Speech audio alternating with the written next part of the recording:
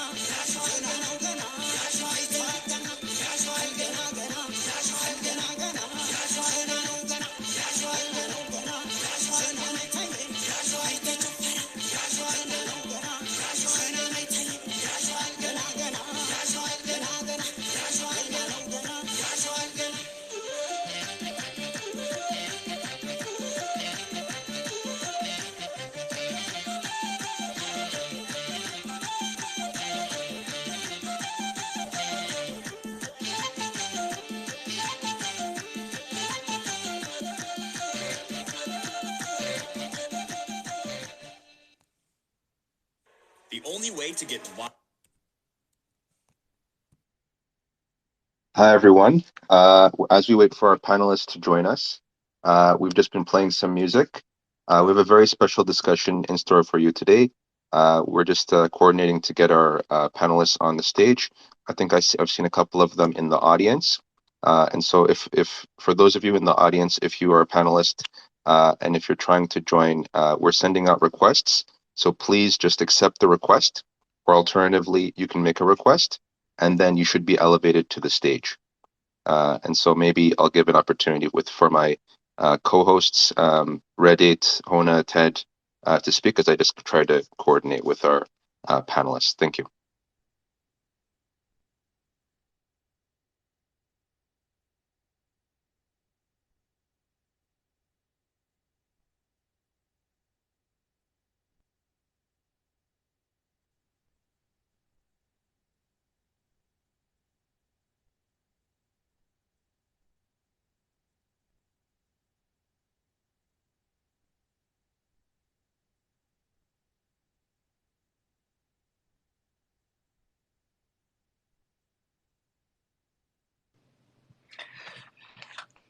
Hello everyone. I'm not sure if anybody else is speaking, but Dr. Aklog, we just sent you an invite. If you can accept.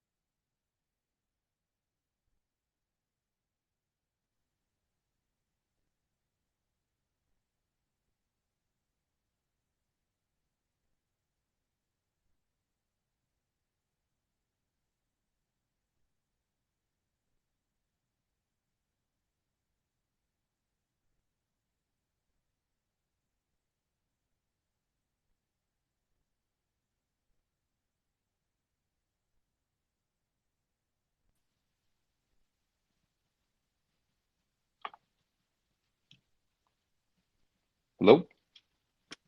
Yeah. Hey, well, I can hear you clearly. Excellent. So I think I saw Dr. Yurga earlier, so maybe we can try and reach out to him. Dr. Ababa is on her way. I think she just might be a couple of minutes late. And I think I see Dr. Aklog in the audience. So maybe Dr. Aklog, if you can accept the invitation, it should allow you to speak. Just please make sure you're trying to join using your mobile device. If you are trying to join to speak using a laptop or a computer, for instance, it will not allow you to speak. So please try and open the link from a mobile device. Thank you. In the meantime, I'm going to see if I can play maybe another song as we wait, and then we can get into the introduction. How does that sound? I think that's perfect. And maybe we can just plan to start at 1:15, Rogo, so that people don't have to wait very long. Sure. And yeah, okay. Everyone, thank you for your patience.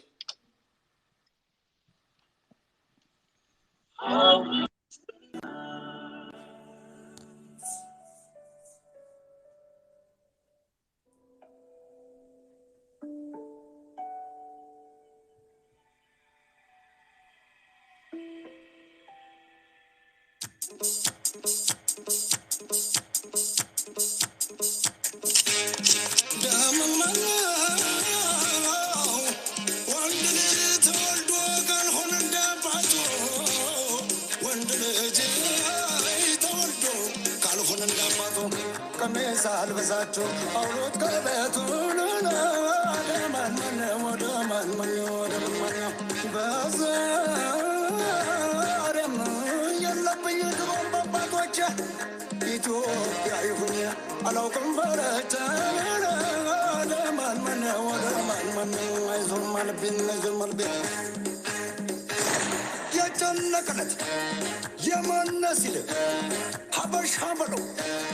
ከያስላስል ኢትዮጵያ ብለው ደግሞ ሲጠይቅ ጎጃም ላይ ብለው ደርቧታ አልመጣም ሲል መጣሁን ገና ዝናብ ያዘለ መስሎ ደመና አንድ ነው ስለ የጨነቀለ እየየ የኢትዮጵያ ብለው ሲጣሩ አለለው እንጂ የለም አትበሉ የጨነቀለ ቀድሞ እየታየ ደርሶ ከችላል ረዳኝዬ አስገባ ጎጃም እናዳኛው ጎጄ ምለኛው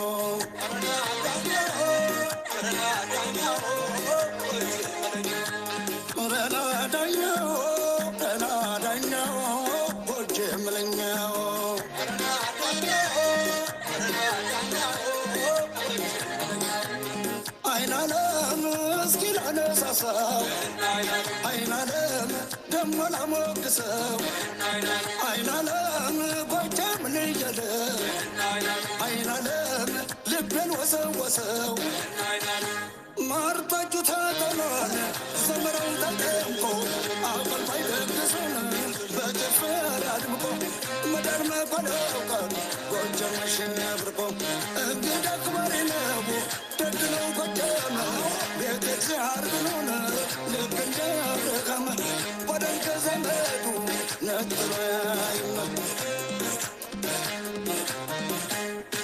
ነይነ የነ አበባ ነይነ የነ አበባ ልብህን ያሸፍታል እሽል አላፎከረው የና አጅሬን አገር ጎጃምን ስጠረው ነይነ የነ አበባ ነይነ የነ አበባ አረና ያገርሰው አረና ያገርሰው የቸገረ ለጣን ፈጥኖ የሚደርሰው ተንበርክኮ መቀጭ ጎበዝ በጋራጁ ከጠለው አቅምሶ ይደግማል ከጠጁ ስምሽን ሲጠሩት ምን አስደነገጠኝ ጎጃም በልወለድ እንዴት በደነቀኝ አረና ያገርሰው አረና ያገርሰው አስገባልኝ ማታ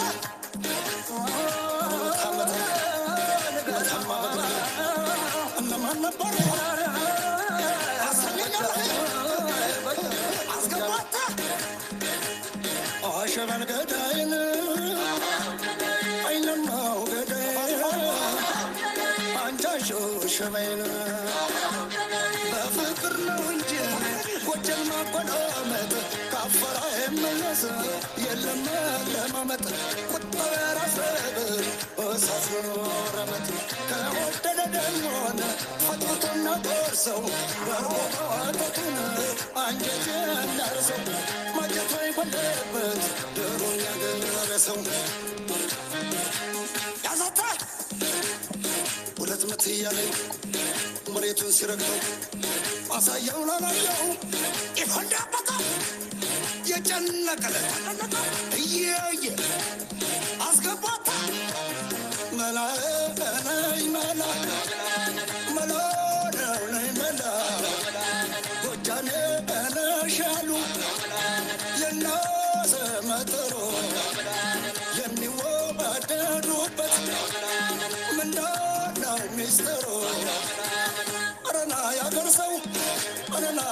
ሰው የቸገረለታን ፈጥኖ የሚደርሰው ከመውደድሽ ጋር ጀግንነት ተለብሶ የበላይ ነሽ ለካ በአንቺማ ማን ደርሶ በሚያንገበግበው የፍቅርሽ በረሃ እስኪ ልበልልሽ ኦረመይቴ ነዋ ኦረመይቴ ነዋ ኦረመይቴ ነዋ በላይ በረሃ ኦረመይቴ ነዋ በላይ በረሃ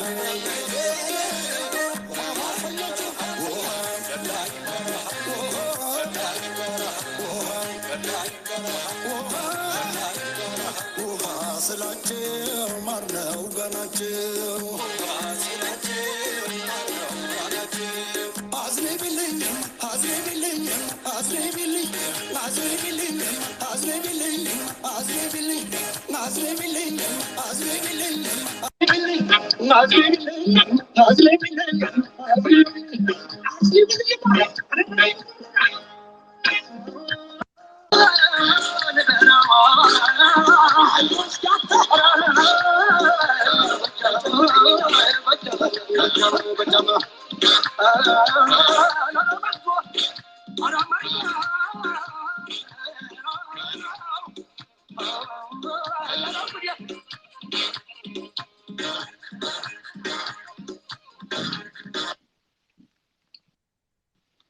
Okay, so just a quick sound check. Ted, Hona, can you hear me? Yes. Okay, Clear. excellent. Redit, Dr. Yurga, are you both able to speak? Yes. Yes, Can you excellent. hear me? Yes, can you hear me? Yes, excellent. Okay, perfect. So I think we're still having an issue with getting Dr. Aklog on stage. Dr. Aklog, if you can check to see if you have an invitation and accept, you can join the stage and we'll be able to speak. Otherwise, we're not able to hear you. In the meantime, we'll try and someone from our team will try and work with you to resolve the issue. But sorry, Ted, did you want to speak?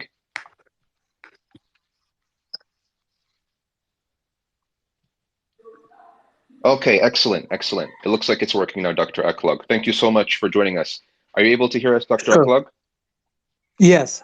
Excellent, excellent. So with that, we have 2 out of the 3 speakers. Dr. Ababa has informed me that she's going to be just a couple minutes late, but she will be joining us, so we will have everyone present. So I think at this point, we're prepared to actually get started. And so with that, welcome everybody. Thank you so much for joining us for this very special discussion, looking at current events from the lens of several experts in various fields. We're going to be joined by Dr. Ababa shortly, but we're also going to have with us right now, we have Dr. Yurga and Dr. Aklog. I think we can maybe start with a few maybe updates from our team. I think maybe Hona, if you can give some updates, that would be useful. And then from there, we're going to go into introducing the panelists, and we'll get started from there.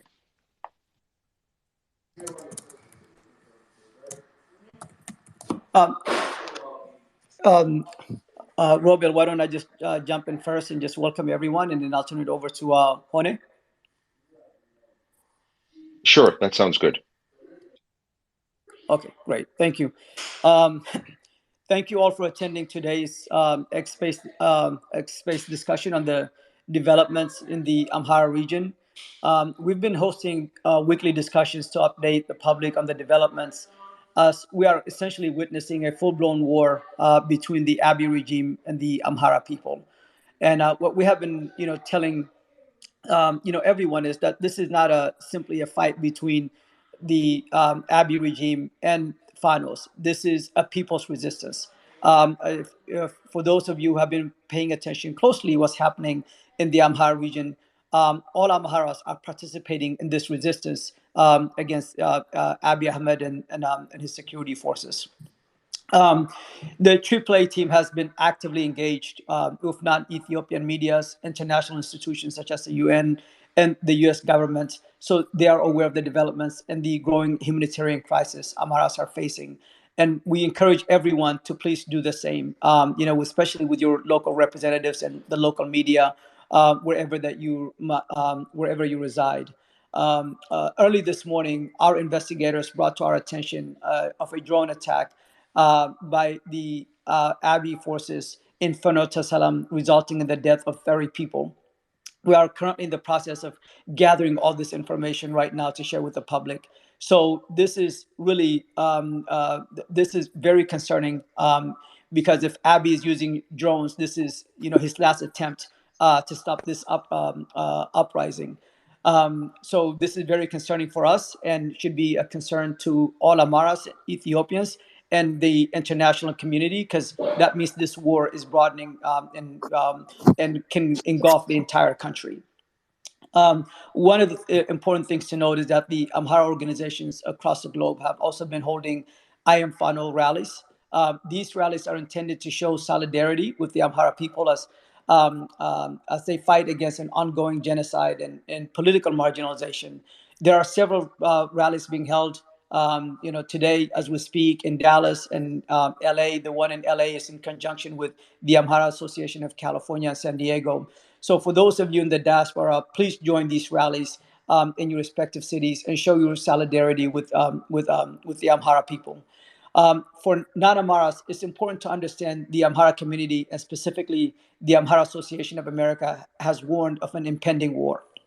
We alerted the State Department, the African Union, and the European Union partners that were involved in sanctioning the cessation of hostilities agreements, that all stakeholders, especially Amharas, should be part of this process in order to ensure lasting peace in Ethiopia. The Amhara people have put together a delegation to represent Amhara interest, reached out directly to these partners, communicated with them, but unfortunately, the Amhara people were not included in the process. They were excluded from the cessation of hostilities agreement, and really, as a result, the hostilities have never ceased, and the guns have not been silenced in the Amhara region. And now, and now we're really essentially out of war. Today, we have brought, experts to provide some context on the cause of the war, and also to brief you on what is happening right now in the Amhara region, and the, impact of this, to the country, to the broader Horn of Africa, and really also to Ethiopia. Let's not lose sight that Ethiopia is a country of nearly 120 million people. The repercussions of a war, between the Abiy regime and the Amhara people will have an impact, not just on the Horn of Africa, but potentially all of Africa and also the Middle East. So it's important to listen to our experts with this context in mind. Thank you. Robel, I'm going to turn it over to you. Okay, excellent. So Ted, when you get a chance, if you can just give a co-host capability to myself and to Radiate.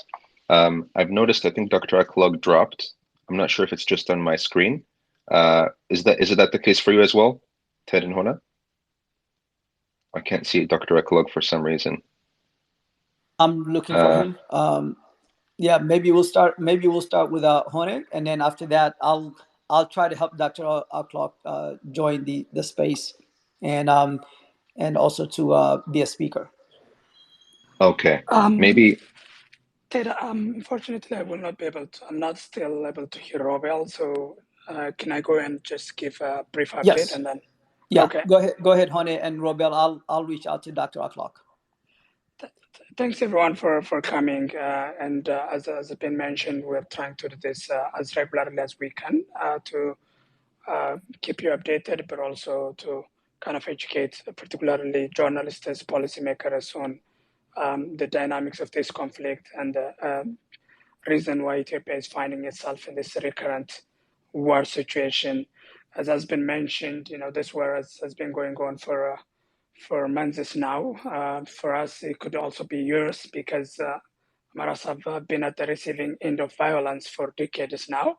But if we're just to give you an update on the couple of days since we held the space last week, the regime has continued to bring more fighters from literally everywhere in the country. Major cite as national security projects such as create the GERD dam and borders are all left open, and all and every soldier the regime can mobilize have been poured into Amhara region, and that led into increased fighting in urban areas such as Bardar, Gondar, Jabal Marcos, and several others, leading into large scale of civilian casualties in many places, which also prompted really fighters to leave cities and invite essentially regime forces to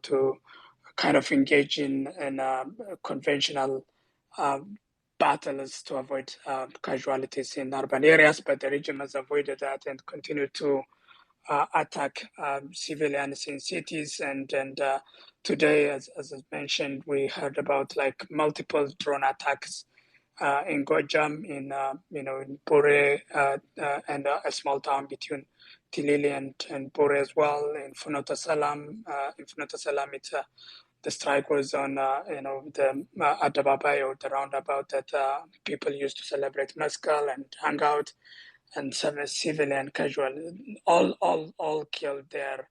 At least 30, according to our investigators, were civilian. No single armed individual was there in that um, uh, roundabout at the time of attack. This is a conventional kind of a go-to for the regime, because they know the Fano fighters. They were very well.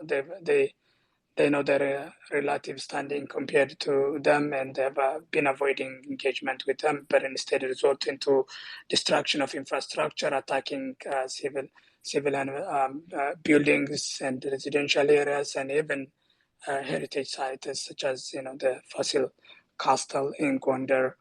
There is an ongoing battle in Bure today, in multiple places in Gojam, in Gondar as well.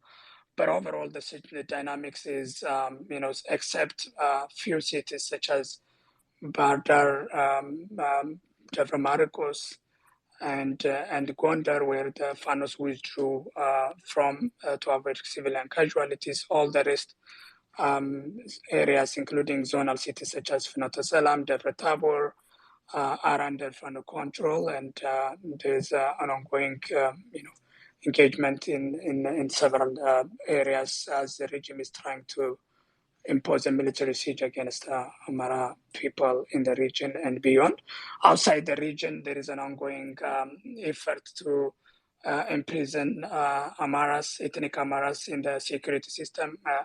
Today, for instance, there were reported orders to disarm Amhara police force, federal police force members in several places, and actually in Humara that led into engagement between different units of federal police.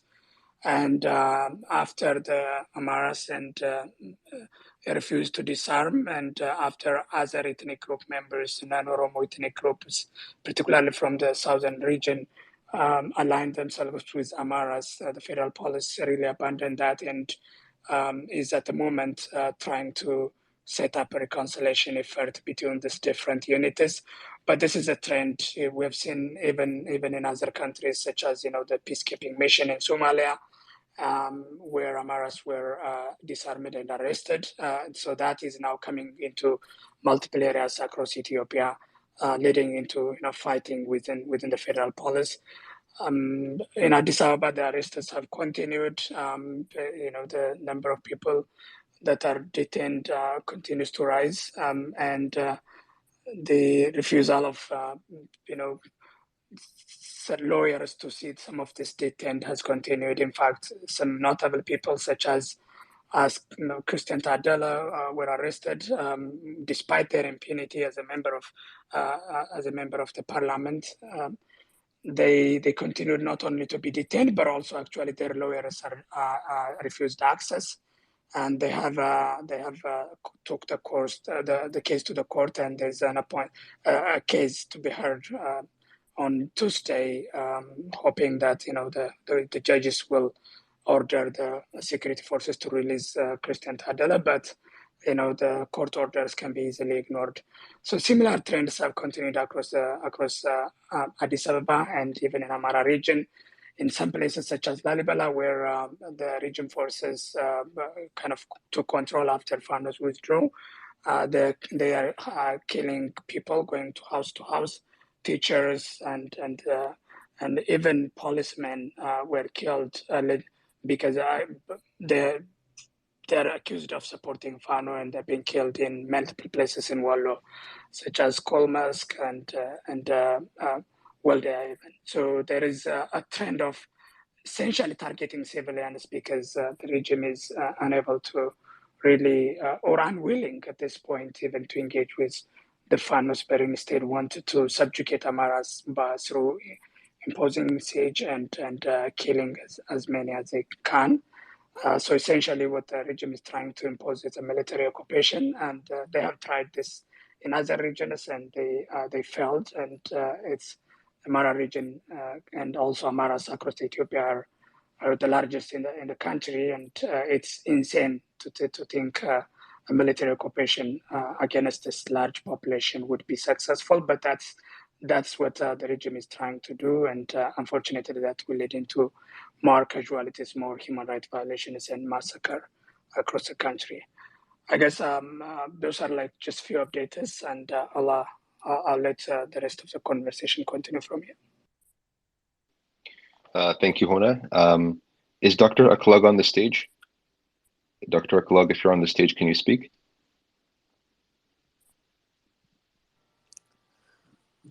Robel, Reddy and I are going to help Dr. Aklog, and then maybe we can go to one of the other experts while we help Dr. Aklog. Okay, excellent. So I think what we'll do then is I'm going to start with a brief introduction of who the speakers are, and we're going to start with Dr. Yurga. So Dr. Yurga, we're very delighted to have him on this program. He's a researcher and lecturer at the Center for Human Rights Education at Curtin University.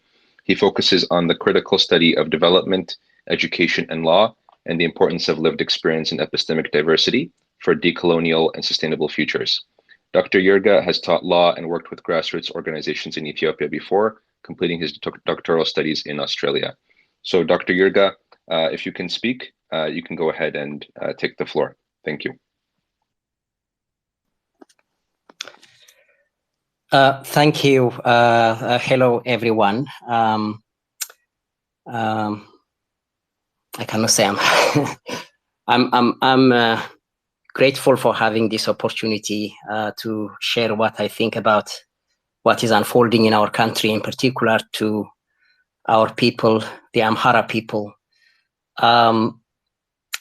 It is a time of enormous grief for all of us when we think of vulnerable mothers and children, rural people. As you know, 80% of Ethiopians are rural farmers who have nothing to do with politics, but often are victims of such criminal and genocidal violence.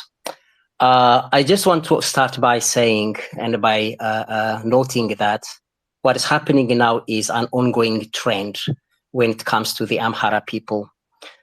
This is an ongoing genocide that started especially in the 1990s, when the Amharas are invented politically as state enemies, as enemies of all other ethnic groups in Ethiopia.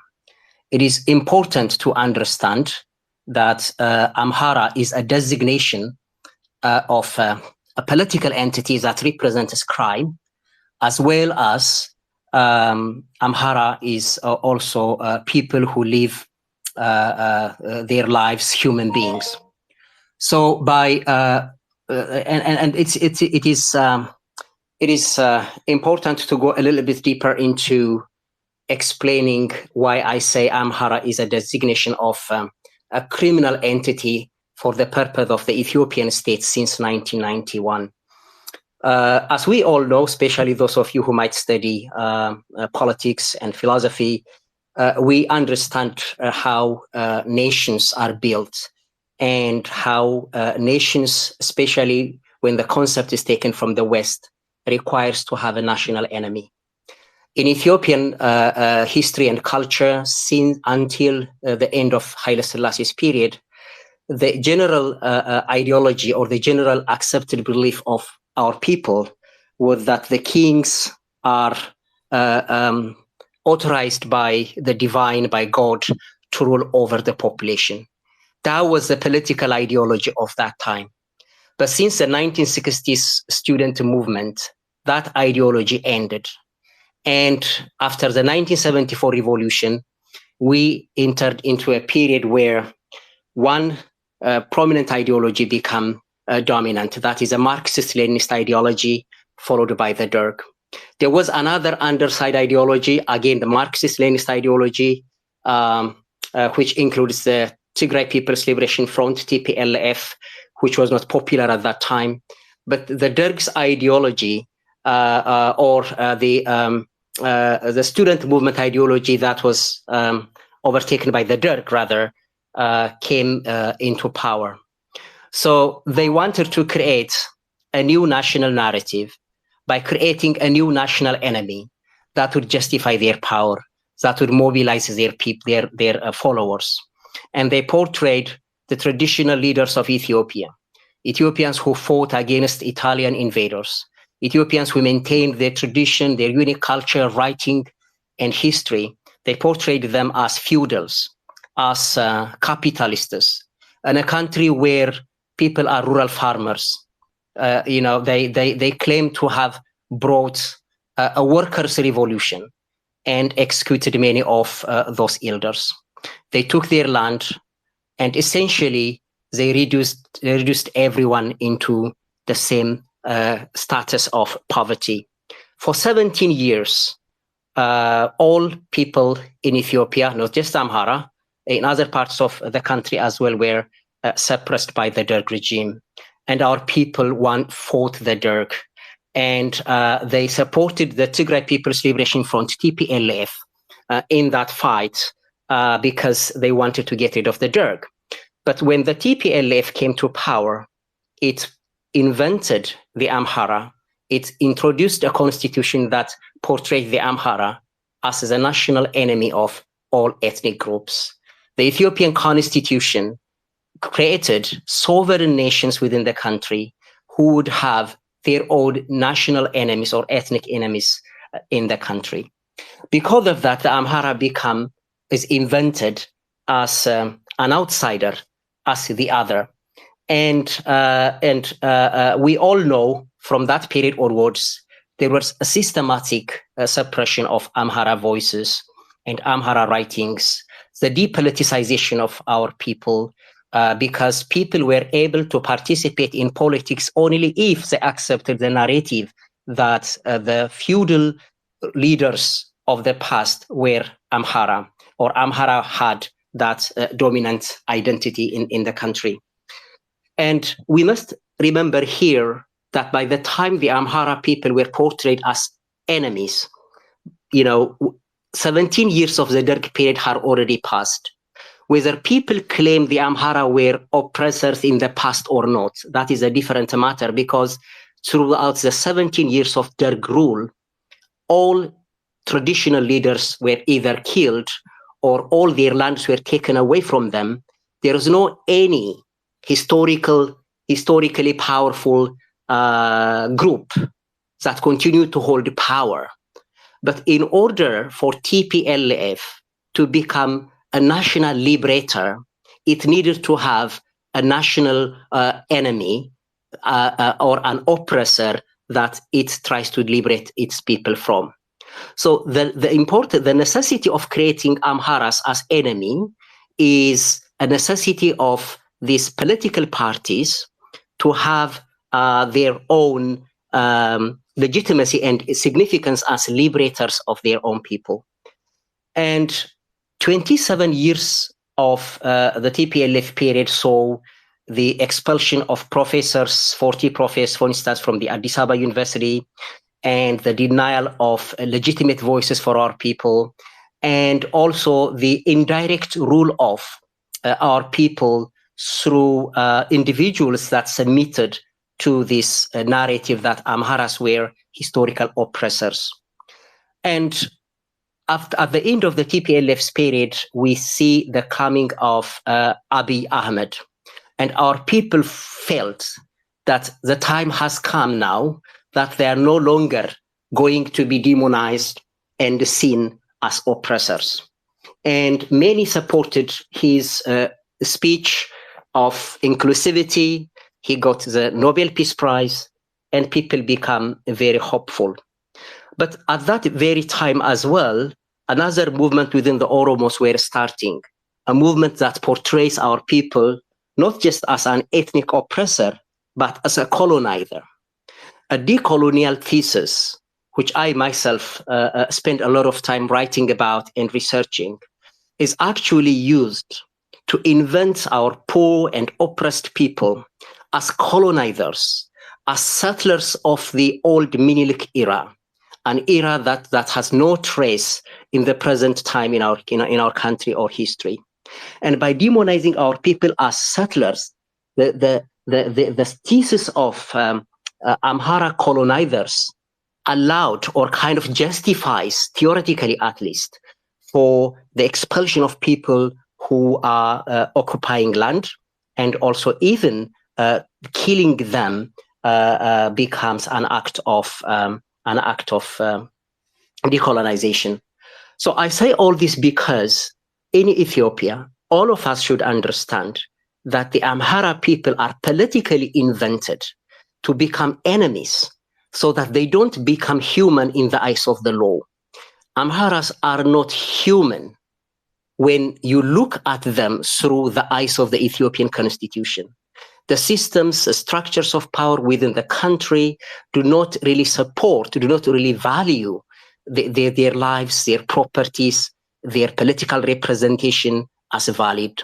As we have heard from the report earlier, their representative, Ato Christian Tadele, is imprisoned. Even a public representative is taken to jail without due process, disregarding his immunity.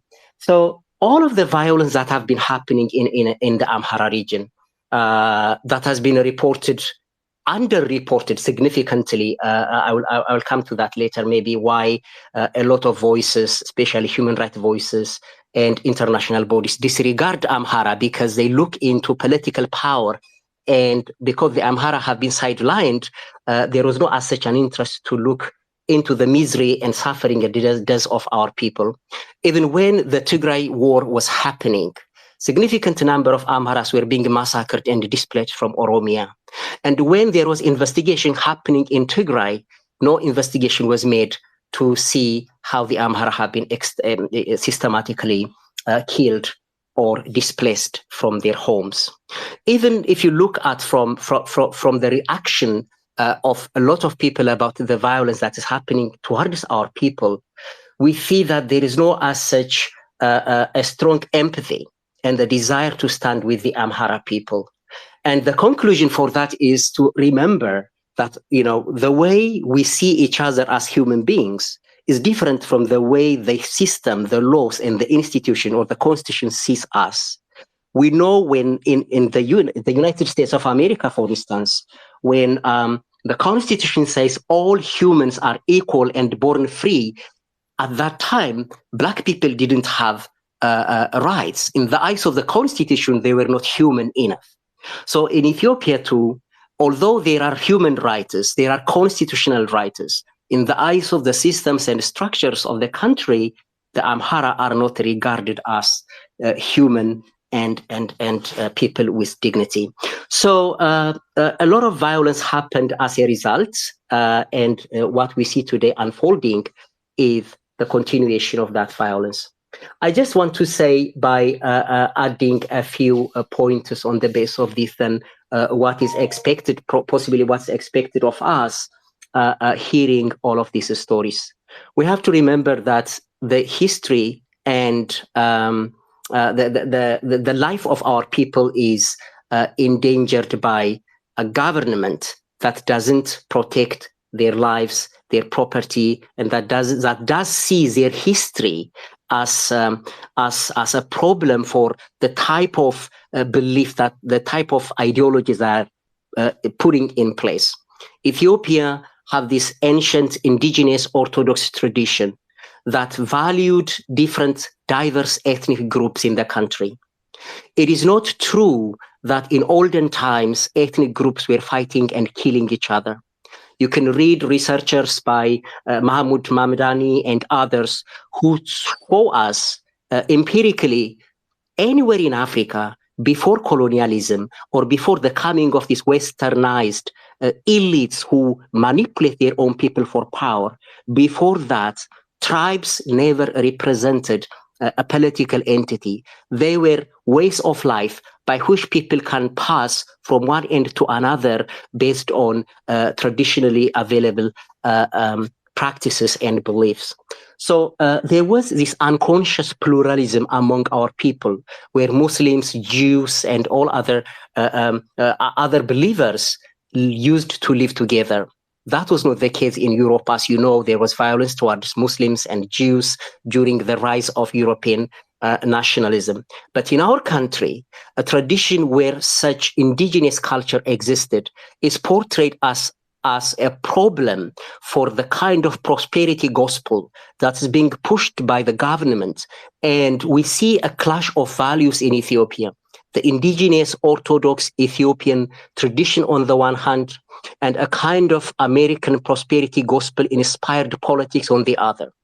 This ideology, which views money making, creating luxury as an end of development, is a process that would destroy the very basis of survival, not just for the Amhara people, but for the rest of Ethiopians. And I want to remind those Ethiopians who stand on the side, because they are able to do so now, but they may not be able to do so in the future. It is time to really act, that we need to make sure that all people in Ethiopia become human in the eyes of the law. When you are human in the eyes of the law, the primary concern of the government would become to make sure that people continue to survive, especially at a time when we are facing global climate and other crises at the moment. So I want us to remind us that we stand at a historical juncture where the future, which holds the hopes of all the generations that we have, is in our hands. We have to say it shouldn't happen this way. It shouldn't happen that, innocent people be portrayed falsely in order to give some kind of legitimacy and mobilization for political ideologies that only supports the greed of a few political elites. So that is basically what I want to say for now, and I'm happy to come back with questions later if there's time. Thank you. Thank you very much, Dr. Yurga. That was a very informative and fascinating really lecture. I've learned a lot, and I'm sure the audience has learned a lot as well. Now I see that Dr. Ababa has joined us. Dr. Ababa, can you please test your microphone? Are you able to hear us? Yes. Hello, Excellent. everyone. Excellent. Okay. Perfect. I think Dr. Aklog is still resolving his technical issues. Dr. Aklog, are you there? Are you able to hear us?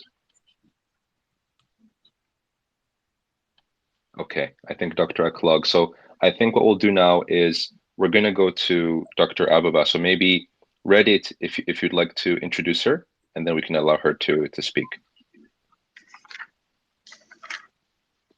Maybe Reddit. Okay, I think Reddit is having some technical issues today as well. I'm not sure why there's so many technical issues today, but basically, Dr. Ababa, we're very glad to have her here. Many of you who have been tuning into Twitter Spaces in the past have probably seen her talking about a number of subjects. And she has a PhD in neuropsychology from Howard University, and she has 20 years of experience in counseling, and she's the founder of Her Center, an institution which provides counseling classes and workshops for alcohol and substance abuse disorders. And she's also somebody who has been very actively engaged with Ethiopian affairs, Amhara affairs, and so we're very excited to have her here. So, Dr. Ababa, maybe if you can take the floor.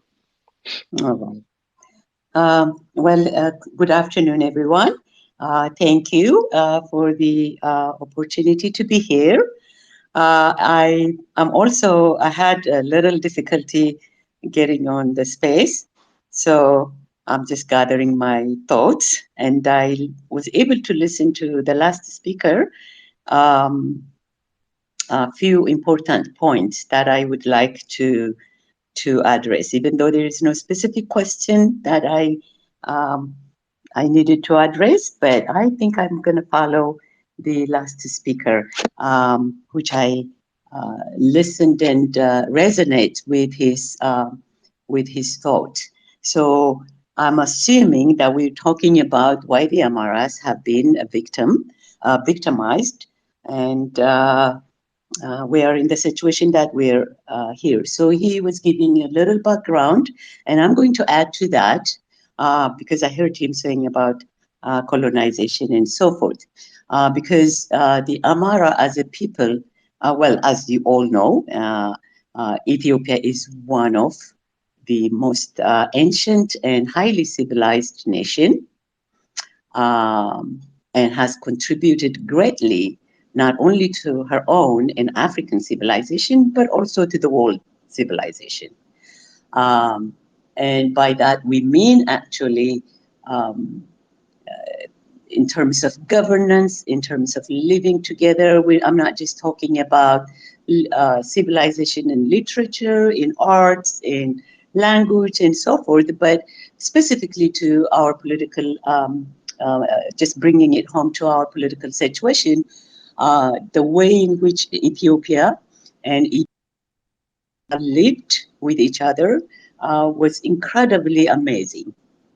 By that, like the earlier speaker said, while Europe was in darkness, Ethiopia was able to have a democratic and justice system on all levels. It doesn't mean that we're just the perfect being, the perfect nation, but compared to any other nation, we were the leading in that civilization. Now, without getting into details, because history has documented it, and Europeans and our rivals and colonizers and powers, European powers, knew more than we know, in fact, who Ethiopians are and where, okay? So no need to go there. It is available. It's a good time that we are in nowadays. There's a lot of information out there, and I would like the young generation to get back to research and find out who they are, because that's key to our freedom. People who do not know who they are definitely subject to perish. So it is very essential, and that is where also all the narrative has changed in order to colonize or to dominate us, or colonize not in the old sense, but in the new form of colonization. So the reason why, so when we come back to the Amhara population, society or community or people at large, um, foreign invaders and foreign forces, contemporary and in earlier time, have figured out what is the strength of this nation. Why aren't we able to dominate them? And that goes back to 1600, 1700, during the African colonization, the scramble for Africa. They've studied thoroughly the psyche of Ethiopia and what was their strength. And once, because it is essential to defeat your enemy or to dominate anyone, one of the key elements is to know your enemy or to know uh, the people that you want to rule. So what they've found is, among many things, of course, as the speaker was saying, our unified and understanding of creating a state and a nation and living with diversity, because diversity is not just politically. In all nature and everything, diversity is essential for survival, for life to go on, actually. So Ethiopians have understood that. So they've been able to live among themselves and even with others. And they've welcomed, and they're not xenophobic. They've allowed others to come and settle. They've given shelter, refuge to others because they understand their civilization is their high culture and understanding and connection to humanity at large. So the few things, however, that they figured out, what is the essence of Ethiopian, where is their strength. So they figured out one of the, well, two or three things that they've identified. Of course, we have thousands of years of not just living in little groups or tribal groups. We've created what it means to have government and governance within a nation. That was one of the target.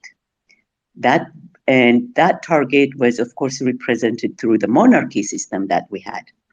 So they figured out one of the way to really destroy, attack, or weaken is the monarchy system, which they have been successful with our own collaboration to do that. And the other was the Amhara people.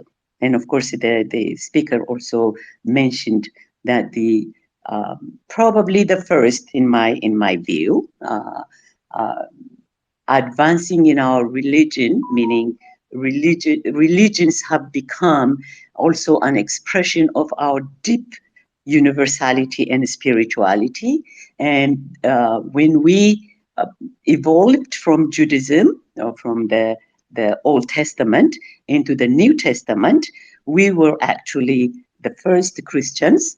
And so that faith, that spirituality, not just the religion, but our spiritual connection to our Creator, to another being, another creation in our surrounding, that was articulated through the Ethiopian Orthodox, Tawahedo Orthodox Church. So that gave the people the strength, because these are not just like the prosperity uh, gospel that my brother here was speaking earlier.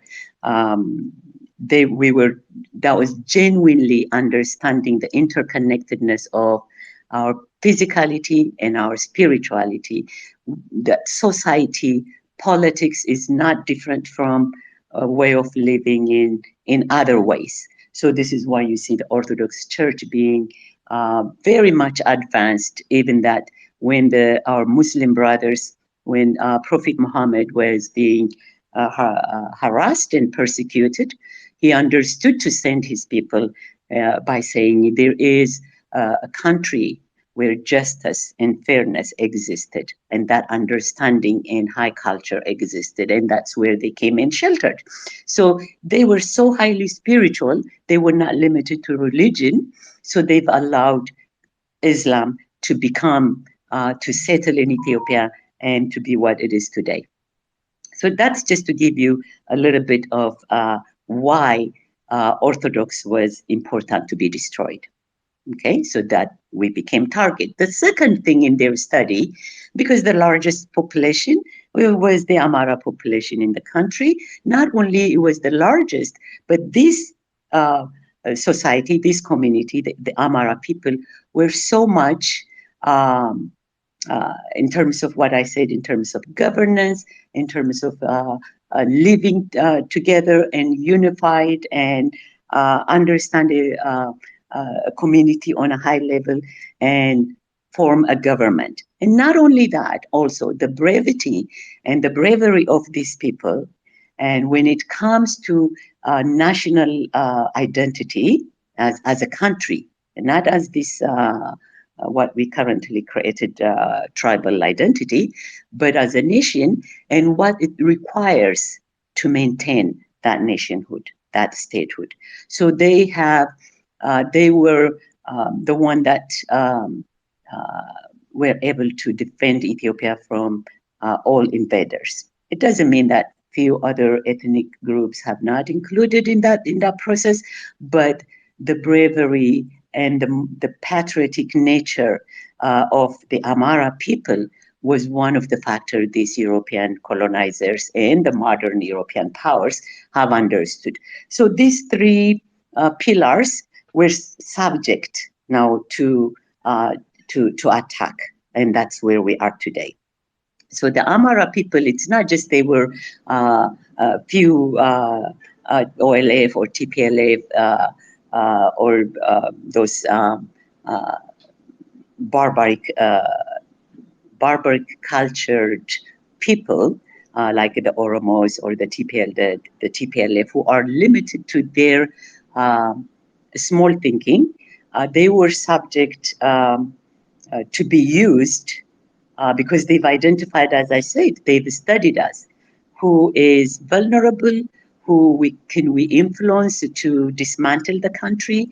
So they were instrumental in attacking the Amhara. So it's not just because they don't like us or they consider us inferior or anything like that. The true reason is that the Amhara people have this strong unifying nature, a strong understanding of governance, a strong spirituality, and they're all inclusive, they're fair and just people.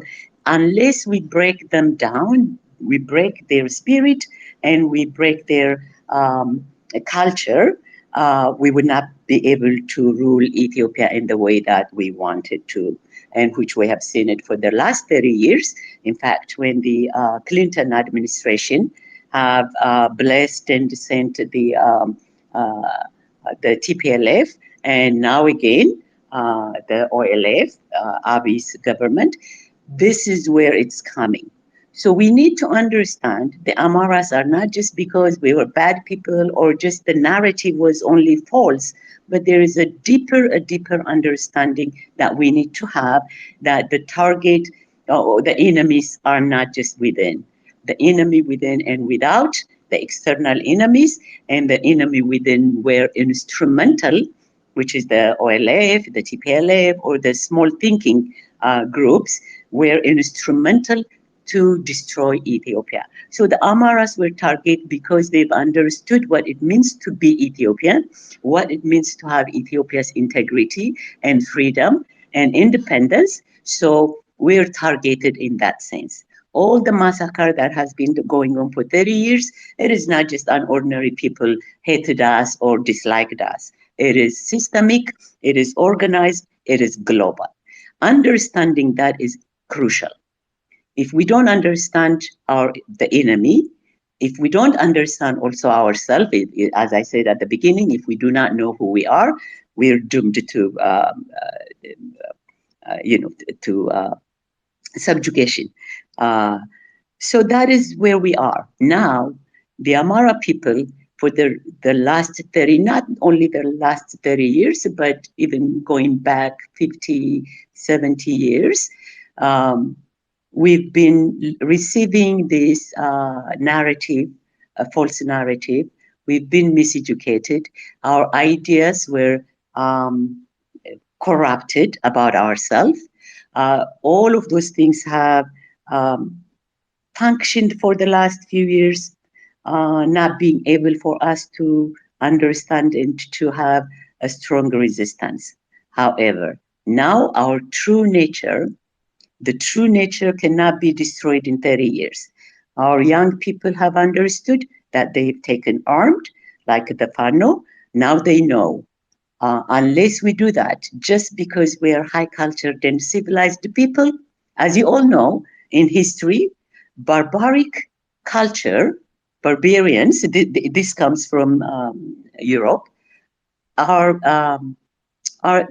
do dare to destroy civilization because they do not understand civilization. Just like we see, for instance, in our community, to destroy the Ethiopian church, to destroy the language, even to adapt for the Oromo people a foreign language, that's actually to make us vulnerable for destruction. So I think I have said probably enough. The Panos have connected to their root, okay, connected to their true nature. As long as we are connected to the true nature and debunk all the false narrative that has been going on in the last 5 years, especially after the Abyss regime came on, it was easy for all of us who have been struggling because his cruelty and his stupidity and his narcissistic nature was not difficult to hide from everybody. So that was very helpful. So now we understood that they misunderstood our kindness, our civilized and high culture behavior. And we say, well, when the Amaras need to pull the trigger, we can do that too, because that's how our ancestors have defended. So now we have the Fanos. Now we need all other people, the political forces, the intellectuals, and the people at large to get back to connected to their true nature so they can defend. But when we defend, when the Amara resistance is strong, it is all other ethnic group in the country is safe as well. And they know that. They know in the past, and they know now also. So it is time for all of us to stop talking about what others have done to us, because we moved from that forward. We've debunked some of the fallacy and the false narratives. So we are here with a strong young people that we thought will never, well, Ethiopians, the youngs they're not really that organized for the last 30 years. They've been in for brainwashed by Wayane, all that. They disprove us because they're rising up. So now our all the Amara associations, all the Amara organizations have to move forward. We cannot talk about being victims. We cannot talk about they've done this to us, they've done that to us, because the people have raised a weapon. I mean, there is nothing left. So we are moving forward to reassert our power, to reassert of course, our existence. The existential threat is not the only thing that we defend. Beyond existential threat, we need to secure the future of the Amara people. That is by going back, understanding how our ancestors worked to live together among ourselves and with others as well. So we are in a different chapter, and we need to have a different dialogue and a different conversation, so we can make sure that this struggle that being waged by our young people is going to be successful. So we need to sharpen, as I've always said, deep thought and believing in yourself is going to be the power, the force that will help us to liberate ourselves. So I think I should, because I don't have specific question that you guys gave me, but from a psychological perspective, this information that I have given you are where the psyche of the Amaras made. So if this is the psyche of the Amaras, we need to understand how we can weaponize that. So our task now is, in terms of psychological warfare, in terms of psychological war propaganda, we need to, all these Amara organizations need to focus two things: to lift the morale of the Fano, the morale of the Amara people, yeah, and to make our struggle efficient, so it doesn't cost us too much destruction and death. On the other hand, similarly, we need to demoralize the enemy and to make them inefficient, so they are not successful. So we don't go into this political correctness or all other things. So the psychological, the propaganda war is about demoralizing our enemy and uplifting ourselves and making them inefficient. That means the organization, the Amhara organization, and the activists need to be strategic in what they talk about. What are these propaganda? What kind of propaganda will uplift our people? So talking about our trauma, they've done this and that has passed. We're on a different level. So I would like that to be the focus, how to go forward and strengthening ourselves and weakening the enemy. And that's actually, again, the mind is the key in that. As you all know, the Chinese strategic, that's what Sun Tzu, he said, win the war before you start the war. Win the war before you start the war. That's in our mind. So strong mindset that is confident, that is based on truth and on itself, and know itself, and also know its enemy. Actually, this war person, that's what he said. That was his strategy. Know your enemy, where their weaknesses, where Hi, their Dr. strength Ababa. is. Yes. Apologies. I just I really don't want to cut you off, but No I worries, think no worries. just in the best interest of time, just because we want to keep the space as concise as possible, um, we were hoping to also get Dr. Aklog to speak. I don't know if Dr. Aklog was able to join the panel. Dr. Aklog, if you're able to maybe leave the room and then return, we can try to maybe re-invite you, but it seems we haven't been able to get Dr. Aklog on the stage. So at this point, maybe if there's any reflections from Ted, Hona, if there's anything you guys want to say before we proceed to Q&A or Reddit. Can you hear me, Robert? Yes. Yeah, I think I can say a couple of things. Obviously, yeah, thank you for both speakers, and I appreciated the interventions. But also, I think it's also worth remembering that some of the advocacy we do is on the request of or on behalf of the victims who tell us to tell their stories, and I spend a lot of time, talking and listening to them and trying to understand what their needs are. One of the most frequently cited reason is, there's a sentiment that, the public or the broader world does not know. And this has been largely true because the ongoing genocide against Amharas have not been well communicated. So part of the reason why we really talk about, the, the killings, massacres, and the victims and their memories and all that is also as an honor to kind of respect their request and deliver on our promise. But also, I think it's important to kind of situate our conversation in the current dynamics. I think there's a bit of obviously Abiy is a as Dr. Abad said, a very narcissistic, very delusional kind of guy that will do anything to stay on power. And unfortunately, there are some elites that support this move. Particularly from Oromo Prosperity Party.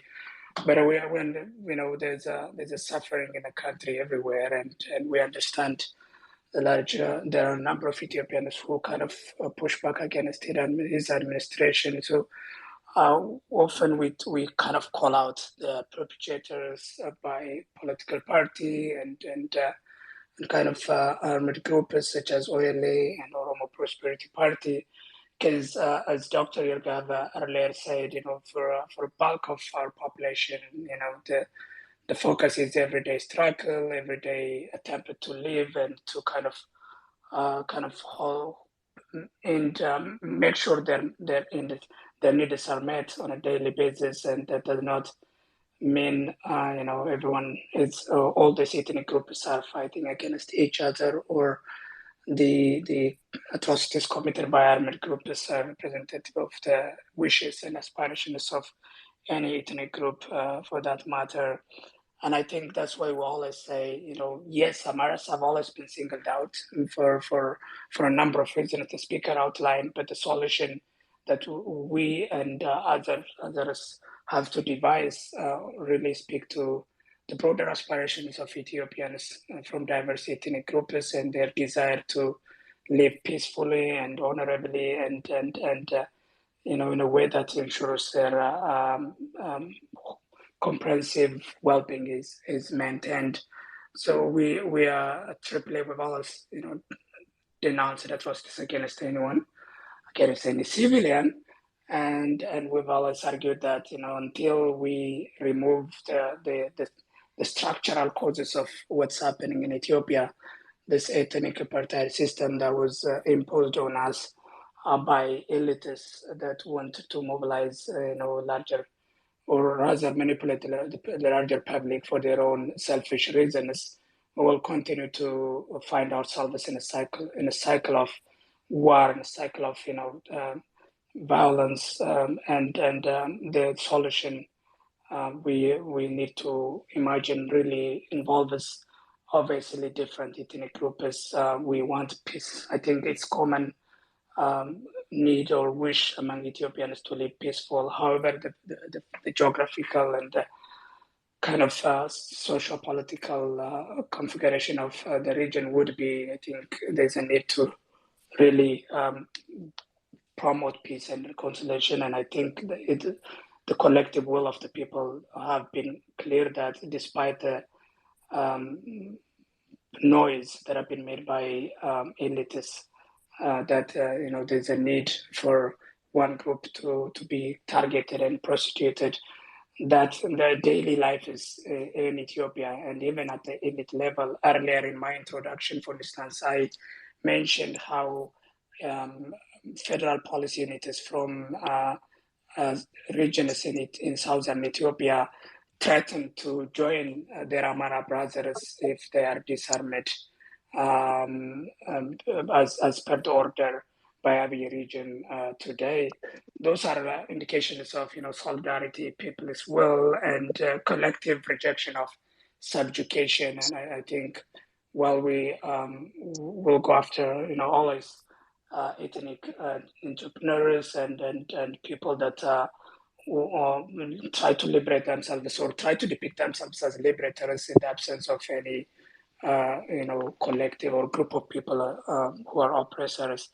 There's I think a need to always emphasize that the daily reminders of how people are interconnected and interwoven, and the solution for Ethiopia's ills will come when we collectively manage to solve this ethnic federalism, ethnic apartheid system that has introduced artificial divisions that doesn't exist on the ground. I just wanted to reiterate that, and I see Dr. Aklog has joined, so maybe I'll just stop here and leave the stage for him. Hi, Dr. Aklog. Are you able to speak?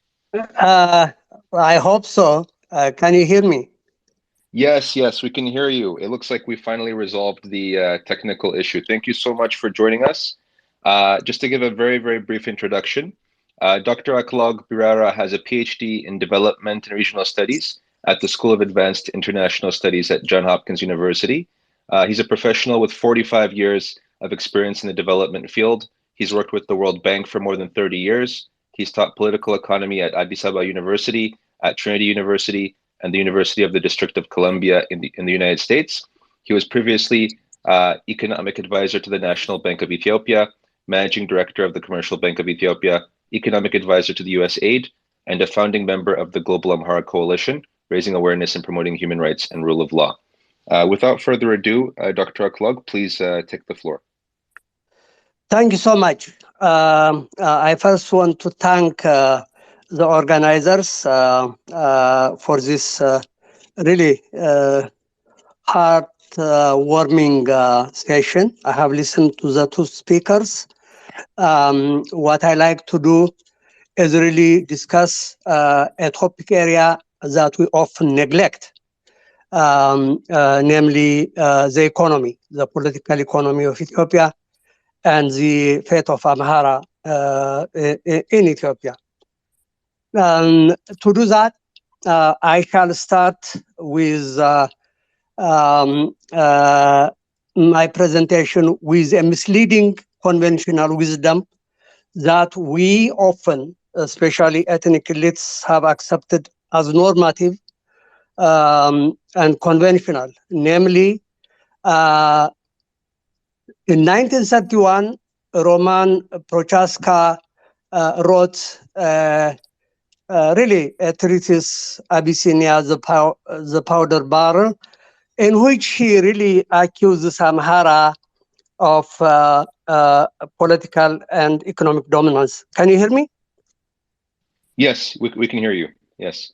73 years ago, really the framing of exploitation, a national operation of Amhara by Amhara of other nationalities began really in 73 years ago. So I want to underscore that because it provides a context about the rest of my presentation. Then it was none other than an Amhara, Wareli Mekonnen, who wrote on the question of nationalities in 1972, when the Ethiopian student movement was hot and galvanizing all social forces in our country, including overseas. So really there is a basis. The narrative of Amhara oppression, Amhara exploitation, Amhara colonization really starts then. So I like to highlight the areas of opportunity in terms of discussing the political economy of the Amhara region, where the majority of Amhara live, and then really just focus on the current situation principally. In any country in growth and development history, you ask about what endowments people have or a country has. Saudi Arabia has oil, the GCC have oil and gas, and so they have become prosperous countries. Others have other assets that succeeded in reaching their societies. Japan is really not a resource-rich country, but it has a fabulous human capital and institutions. So, but I think the Amhara region has endowments that are significant in terms of water, historical sites, spiritual places, icons, including the Ethiopian Orthodox Church, the national language, the calendar, and goods. These are really assets we cannot deny. Everybody benefits from them. It is not just an Amhara endowment, it is an Ethiopian endowment. So it's important to remember that. The Amhara region,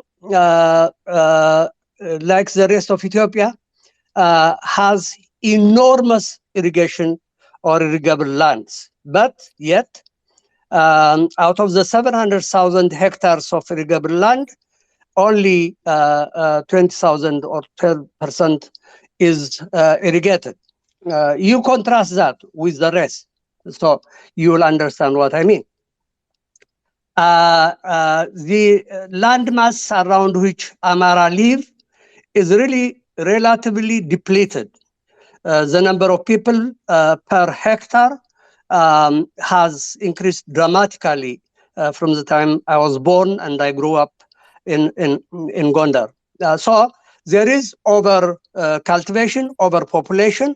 So people are fighting for small land. And within that small land, there is also other factors that are really affecting the development of the region, of the Amhara. It's not only land size, despite the fact that you have an energetic, enterprising people, hardworking people, Amhara are by and large poor. This is not often mentioned at all. Oftentimes, the narratives that I just mentioned earlier Prochaska, Walidi Makonnen, depicts the Amhara as wealthy. Far from it, far from it. If the Amhara were wealthy, Al Jazeera a few years ago would not have done a documentary saying that the Amhara region is the poorest not only in Ethiopia, but also in the entire world.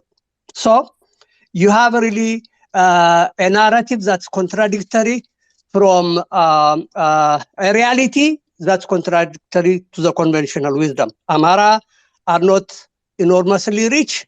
In fact, they ache a livelihood that is actually primitive and feudal. So why are Amhara being assaulted is really the question. Why are they being made poorer?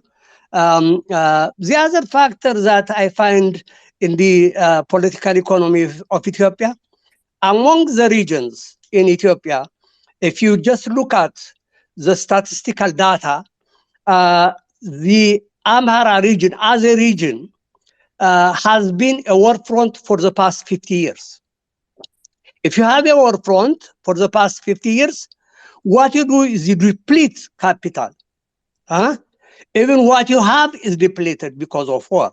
For example, during the 2-year war that Abiy and TPLF conducted, in the name of Ethiopia's territorial integrity and sovereignty, which is being undermined, by the way, by Abiy now.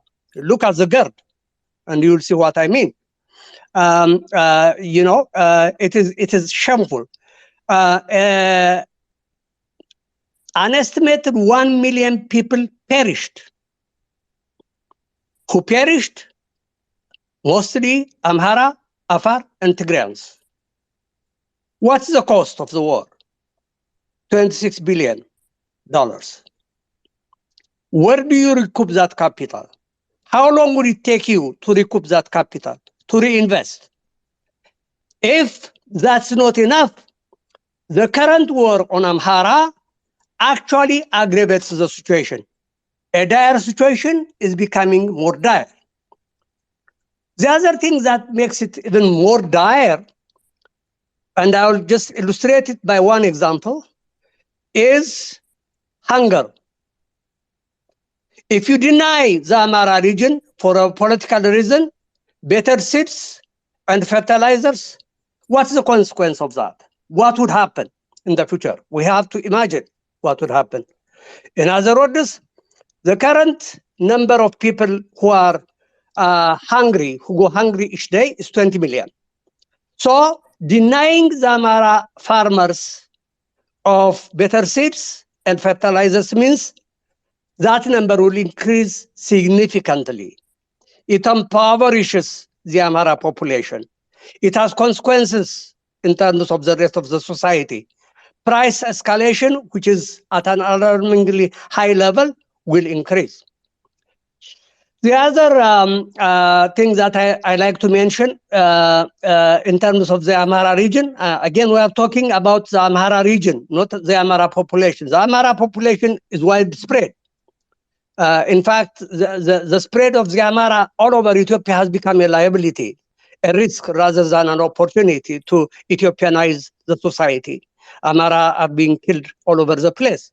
So, but if we ask the question in terms of development policy, what has the Ethiopian government done and what has the Amhara regional government done to industrialize Ethiopia? Just the statistical data is unbelievably harsh. It reveals a harsh reality. In terms of industrial parks that were initiated by the TPLF, and I agree with industrial parks, because successful economies develop their economies, transform the structure of their economy by moving from farming to that of industry or a combination thereof. You have the following industrial parks in the Amhara region: Bure, Integrated Agricultural Industrial Park in West Gojam; Kombolcha Industrial Park, which was decimated by the TPLF. And you have Devra Berhan, where still a large pocket of the industrial park is intact. But of the number of industrial parks envisioned and planned, a minuscule number have been built. So we need to ask the question. The answer given oftentimes is wrong. The answer given is there is no budget.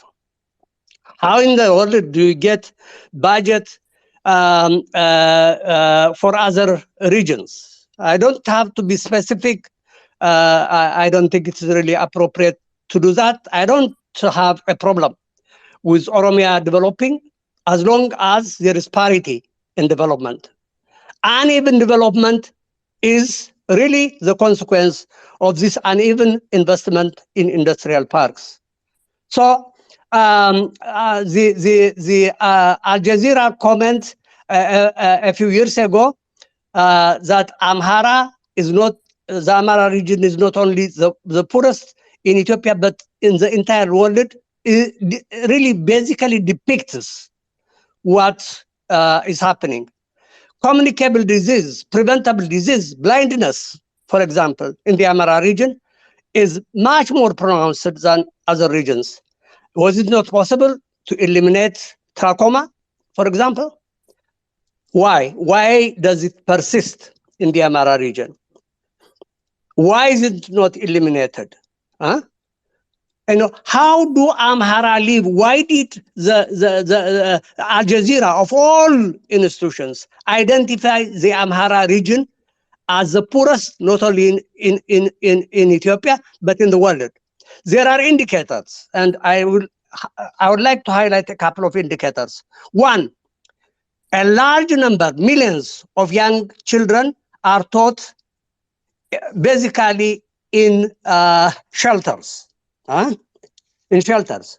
They are not even equivalent to the shelter, the school that I attended in Debre Tabor many, many years ago. No, that is actually modern compared to the condition of education in the Amhara region for millions of young Amhara children. Health, sanitation, availability of water, fuel. How many mothers, how many girls carry wood as if they are beasts of burden to this day? We need to ask that question. You know, how come electricity is not available? How come? Even if the GERD is completed, do we have assurances that the GERD will avail and alleviate the tragedy that exists in the Amhara region of darkness in the 21st century? I'm not sure. I don't think so. The last couple of points that I like to highlight are the following. One, if we ask the question, I think the previous speakers have spoken eloquently about this. The problem of political economy in Ethiopia, the political economy of abject poverty among the Amhara population is not only the Amhara population, by the way, it is the people of Gambela, a fertile farmland where people are destitute. In the Omo Valley, people are destitute, but they have enormous potential for development. But the Amhara region, we're talking about the Amhara region as a specific region because of the targeted nature of ethnic cleansing, ethnic genocide, ethnic displacement, and so on. We focused on the Amhara, but there are other people that are also hurt, that are also harmed. You ask the question, how come in a capital poor country, there is enormous diversion of resources?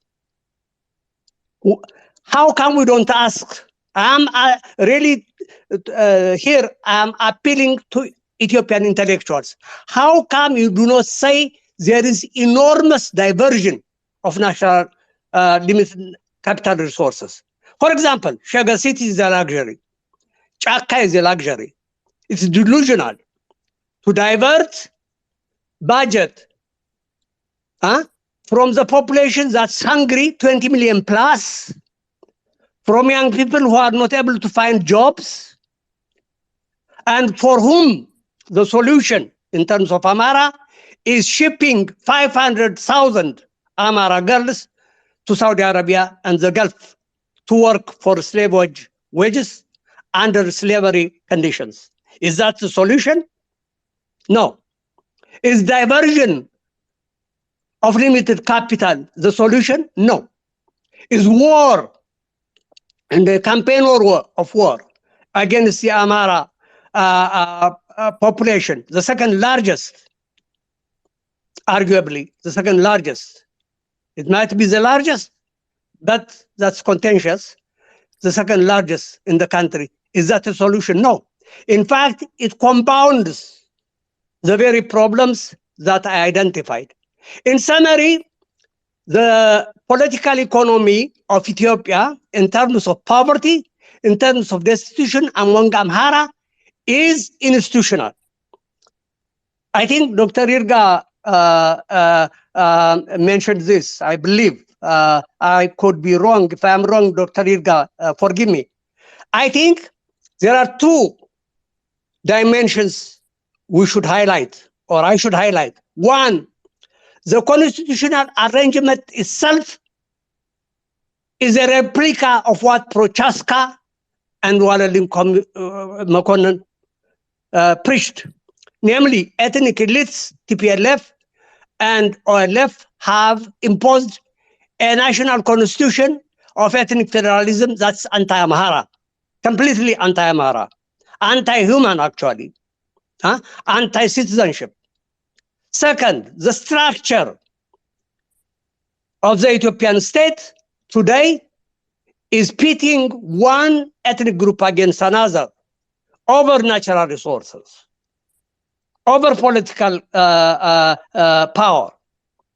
Structurally and institutionally, the Amhara are being harmed to a level that is unbelievably harmful and existential for the Amhara.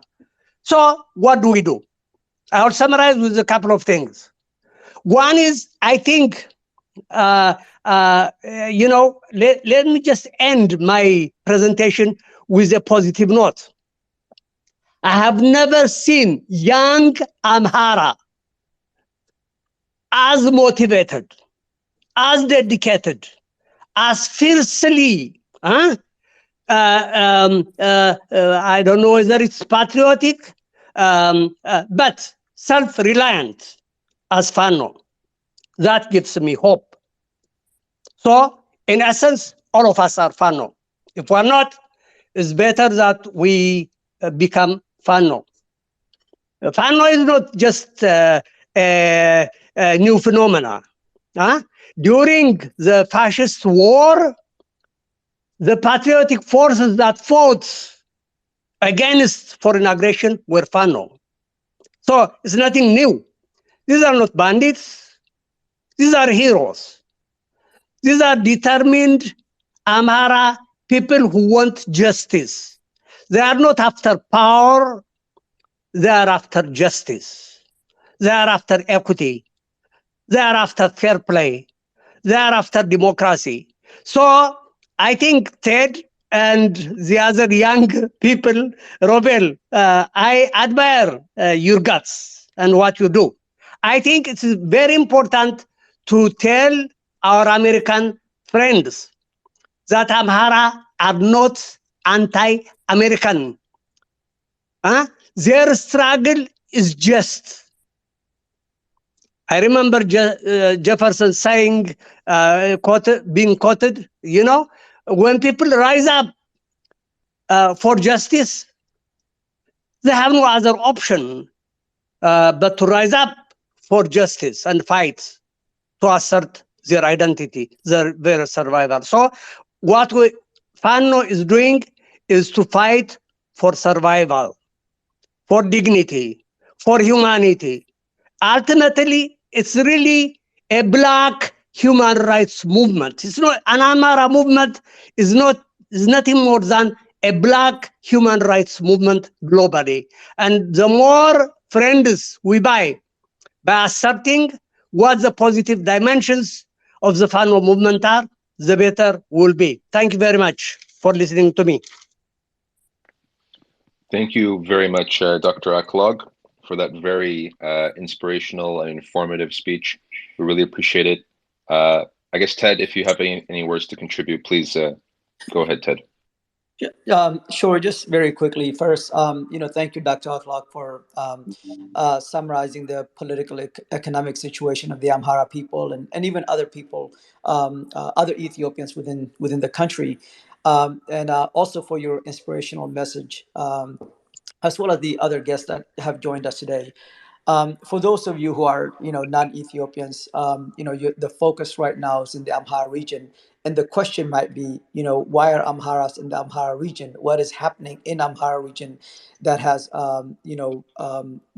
that has forced Amharas to fight against the Abiy regime? But it's not simply just what's happening to Amharas in the Amhara region. Most of the issues most of the issues are actually outside of the Amhara region. The reason that Amharas have rose up and decided to defend themselves and to fight for survival is because of things that have been happening to Amharas outside of the region. So there has been, a documented genocide being committed against Amharas in the Oromia region, um, targeted massacres and ethnic cleansing of Amaras in the area called Benshangul Gumuz region. And right now, the ethnic cleansing of Amaras in Addis Ababa, and also the political marginalization of Amaras across all of Ethiopia. Amaras essentially are stateless within their own country.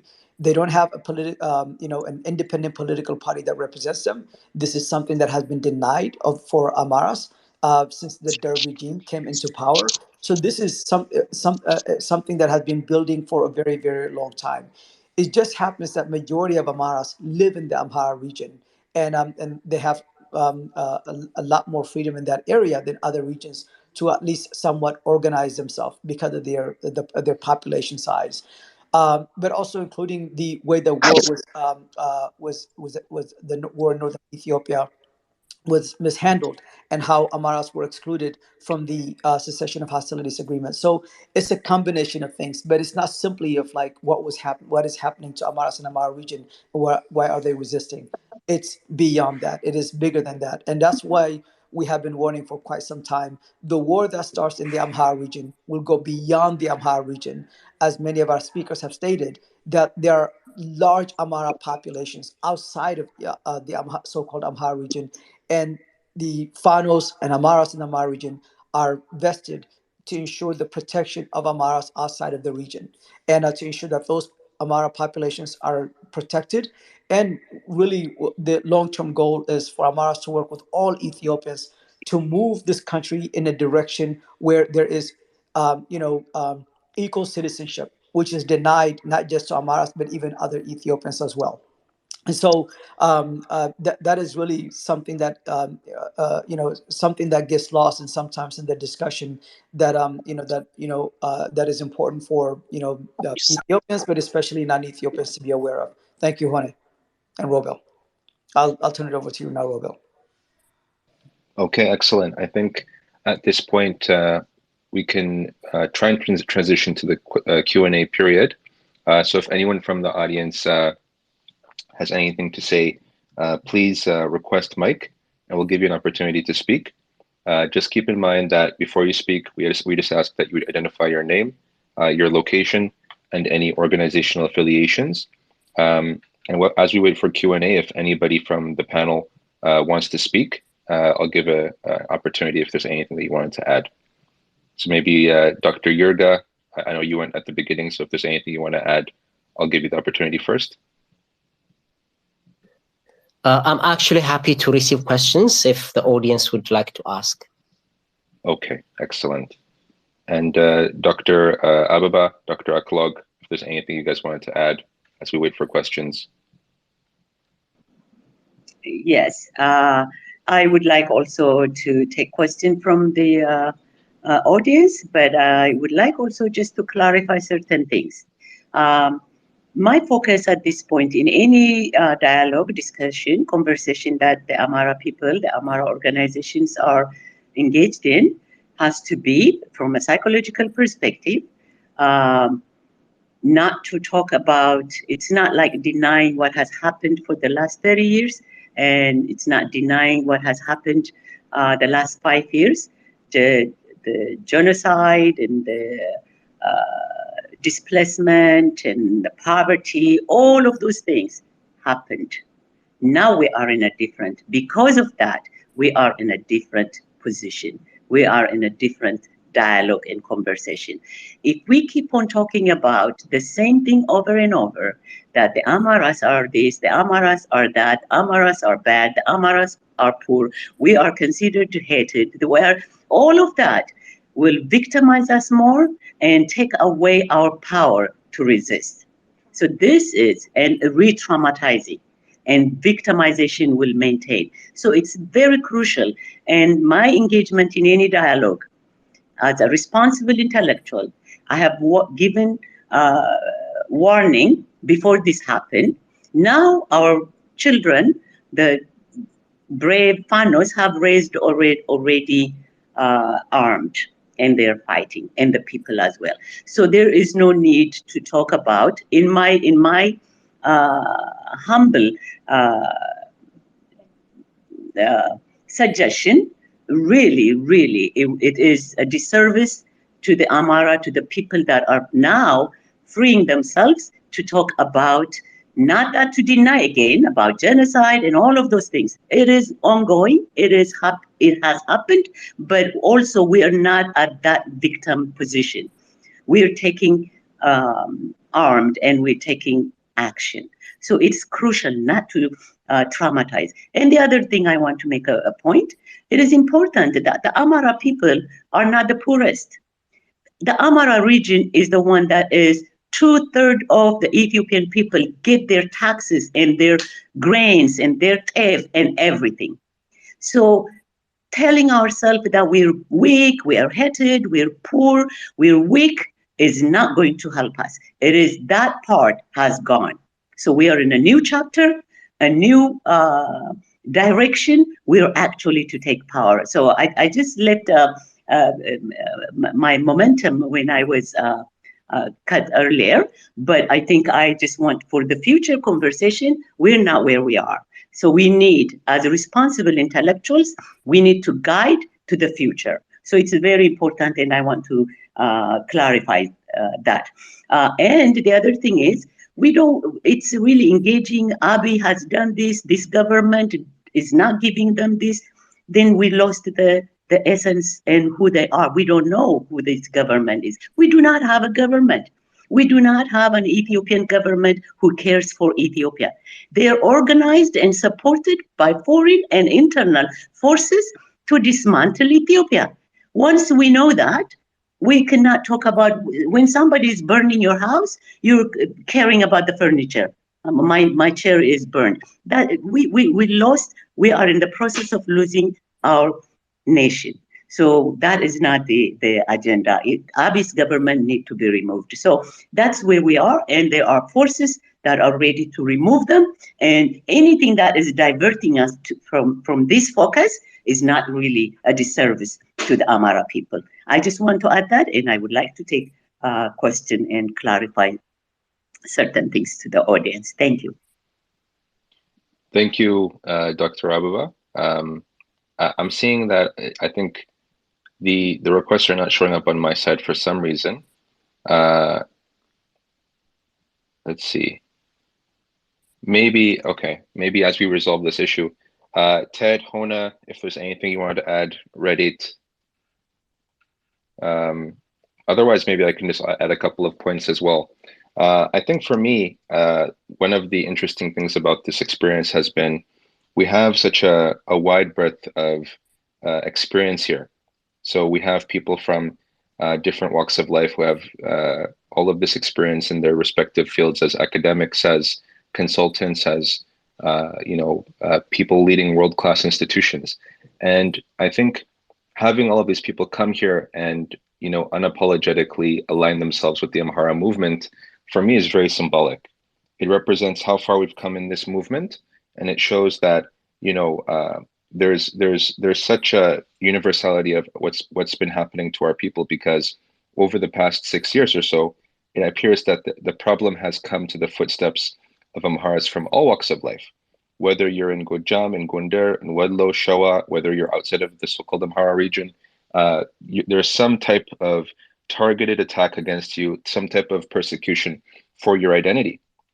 And I think the Amhara resistance now has come to a new level, a new stage in which the people have said they've had enough.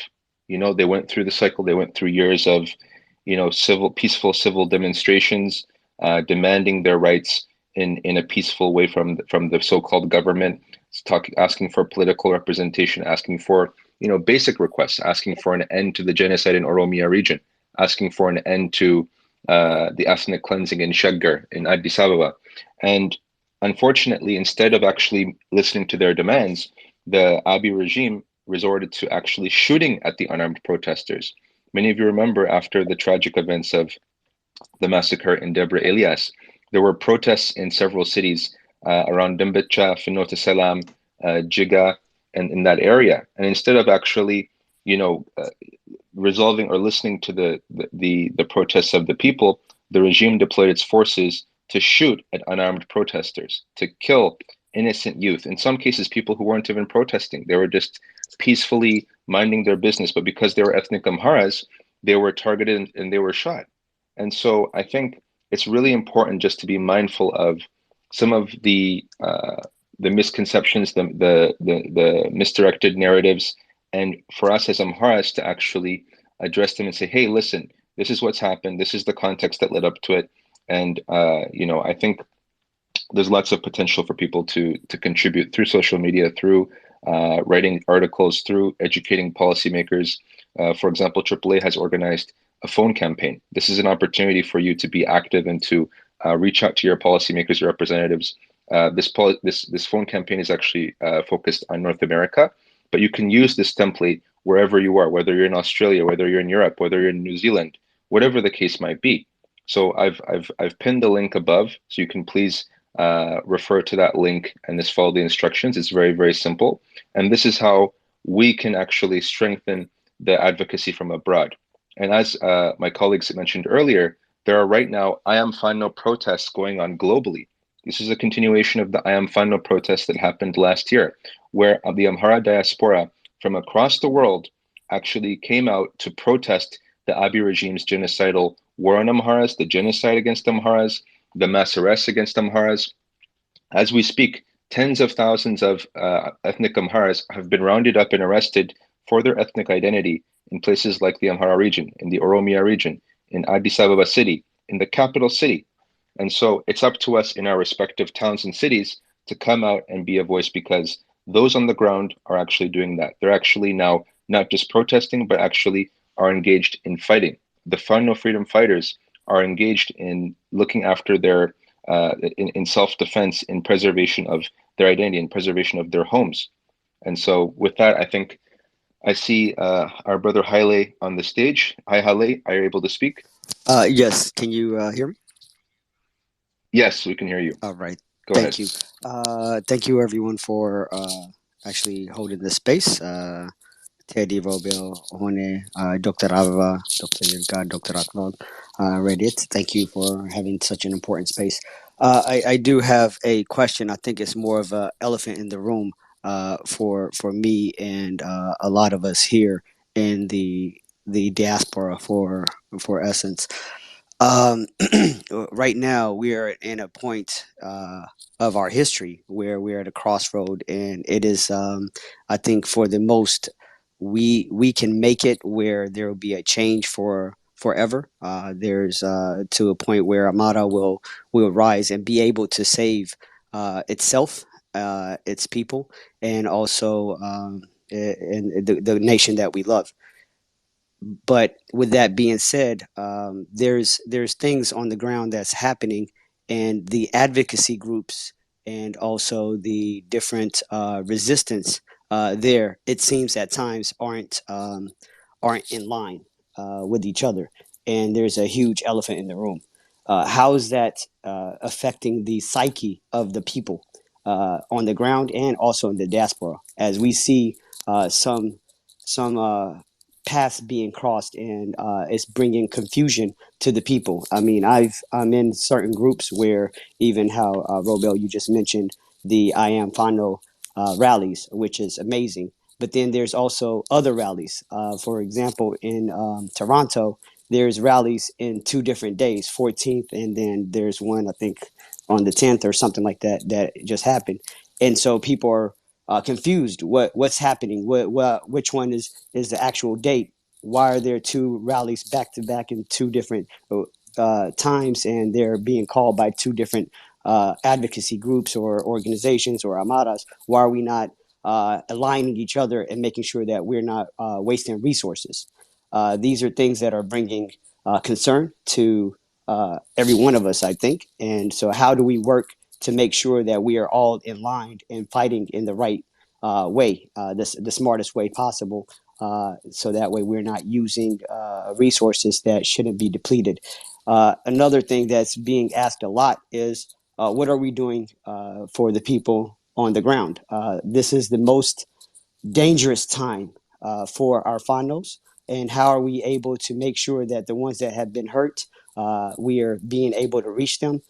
As we hear over and over again, they don't have enough resources. We see there's a lot of fundraising everywhere going on, but how are we going to make sure that they are able to get there in time? So that means maybe planning ahead of time, making sure that resources are there for them ahead of time, making sure that we are not just running around when it's an emergency, but planning ahead for the emergency is something that I think we have to start doing. But thank you for everyone doing such an amazing job. We are going through some tough times, and we'll get through it. And Amhara definitely will win. And so, thank you. Those are the questions that I had.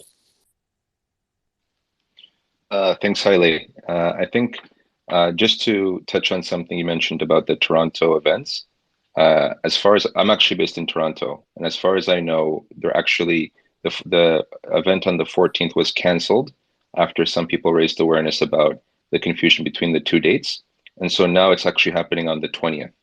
And so I think that has been rectified. And if there are other cases where there's other, confusion, I think we can also work to ensure that there's no division of resources or confusion among the people, because I agree that's actually that can be confusing.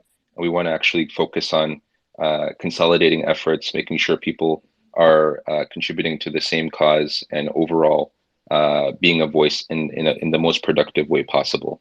And so I think if there's ways in which we can help facilitate that, please don't hesitate to reach out to us or to me personally. Even Haile, I know that you've been in these spaces for a long time, brother, and I know that you've been very vocal and dedicated to being a voice for our people, and we really appreciate that. And we have to work together. This is the time to do that, because, as you said, our people on the ground are resisting. They're resisting the fascist regime. They're resisting the genocidal war that's been waged on them. At this point, the problem has reached every doorstep. Personally, I can say the regime, their shelling actually damaged my grandparents' home. Luckily, by some miracle, my family members were okay. They survived, but they were the lucky ones. In many cases, they weren't lucky. And in places like Bahardar, places like Gondar, places like Shawarobit, Debre Burhan, you name it. Today, Finota Salam, people are being massacred in door-to-door killings and drone strikes, heavy artillery shelling. These are our homes. These are our families, our cousins. And I think unquestionably, the Amhara organizations, have a duty to be at the forefront of serving our communities, and that's what we've been doing. These are organizations that have been around for some time, and they organized for this reason. This is the unique challenge that our people as Amharas face. We don't have a government on the ground. Earlier, someone mentioned that the Abiy regime has no democratic mandate. The Amhara Prosperity Party has no democratic mandate. These were extensions of the apartheid system that were imposed on our people, and they're not doing any type of advocacy. They're not doing any type of action to protect our people. And that's exactly why these organizations were established, because now we as diasporas have to do our part to be of service to our communities. And I think in that way, each of us is almost like a diplomat. Each of us is like an advocate. Each of us is a human rights advocate. And so we have to embody that. We have to live by that. And I think there's a strong track record for the Amhara organizations that have shown that. And I think what we've always said is that we need more organization. We need more Amharas to come together and organize as Amharas, because the problem that we've been facing as a people, this existential threat, is posed against us for our Amhara identity. So if we reject that, if we go to these people, to whether it's the Abiy regime, whether it's the OLA, whether it's the TPLF, if we tell them, no, I'm not an Amhara, I'm an Ethiopian, or no, I'm not an Amhara, I'm a Christian, or no, I'm not an Amhara, I'm a Muslim, they don't care. As long as they identify you as an Amhara, you're going to be targeted. That's what we saw in Wadlaga. That's what we saw in Walkait. That's what we saw in Matakal. That's what we saw in Raya. That's what we saw in Dera. That's what we saw in Shaggar. That's what we saw in Addis Ababa. That's what we saw everywhere in between. And so it's up to us to keep that in mind and allow that to motivate us, and to ensure that we are on the right side of the fight, and that we're doing everything that we can to ensure that we're being advocates for our people and behind them in all the way. And with that, I'm going to give the floor to maybe to Hona or Ted, if you guys want to add anything to what I just said. Um, I'll go first. Robel, I am just to continue what you said. I think it's important to know how personal this is to all Amaras here in the diaspora. We know what's happening to Amaras in Ethiopia, but there's probably not one single Amara in the diaspora that's not impacted about what's happening in Ethiopia to Amaras. We, as I said earlier, Amaras are stateless within their own country. There has been a genocide being committed against Amaras in Oromia, specifically in Walega. What has been happening in Metekel, now in Addis Ababa, and now what's happening now in within the Amhara region. One of our members had 15 family members that were lost in the Tole massacre. My parents are desperately trying to reach Gondar, daily to speak with their, family members. The telecommunication, for the most part, was shut for a long time. So there are people who are losing family members. There are people who have family members that are displaced. There are people who have family members that are, probably will have lifelong injuries. So this is very deeply, personal for many of us here in the diaspora, and because of that is why I think you're seeing so many people, taking it upon themselves to organize protests, organize fundraisers, and things of that nature. And it is important that we all coordinate these efforts. It's important for people to understand that, for example, for AAA, the Amhara Association of America, we are a civic organization. So there are boundaries. There are boundaries that we have that we can't go beyond as a civic organization. Our limitations are, one, in providing and doing advocacy, helping organize, educating, members of Congress, human rights organizations, international institutions, continuing to conduct these, atrocities that are being committed against Amaras, and bringing those, that information, these facts, to all stakeholders that can take action and improve the situation of Amaras in Ethiopia. This is something that we regularly do. Coordinate, protests with Amara organizations and other like-minded, Amaras. And this is something that we're continuing to try to do, to build on, and also to, contact, legislatures. There's a phone. If you don't know what to say, there's a phone script on our website, on our Twitter, and our Facebook. You can go there. It's very simple instructions on how to find your, member of Congress, are you member of, are your parliamentarian representative in Canada, and there's a script there, and you can contact them and be a voice for your people. In addition to that, we do have some fundraising that is going on. We have the IAM. The IAM stands for International Amara Movement. Amhara Emergency Fund, or AEF.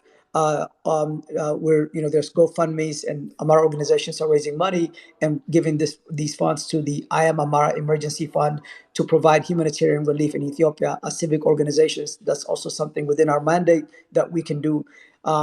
During the last, when the war in northern Ethiopia was happening, the FANA kicked off the Amhara Emergency Fund, and we raised about $2 million at that time, and we provided free meals to over 150,000 Amharas that were displaced. We provided free medical treatment, psychotherapy treatment to over 1,000 Amhara women that were brutally raped by the TPLF. And not only that, but we also gave them $13,000 in seed money for them to start small businesses.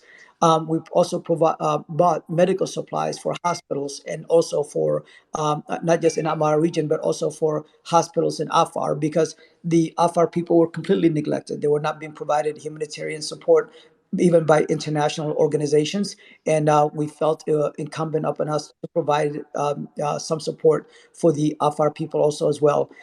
So these are some of the things that we did with Amhara Emergency Fund, and now because we have established a global, umbrella organization called IAM, we are doing this at an international scale. So you can provide, if you can donate to this.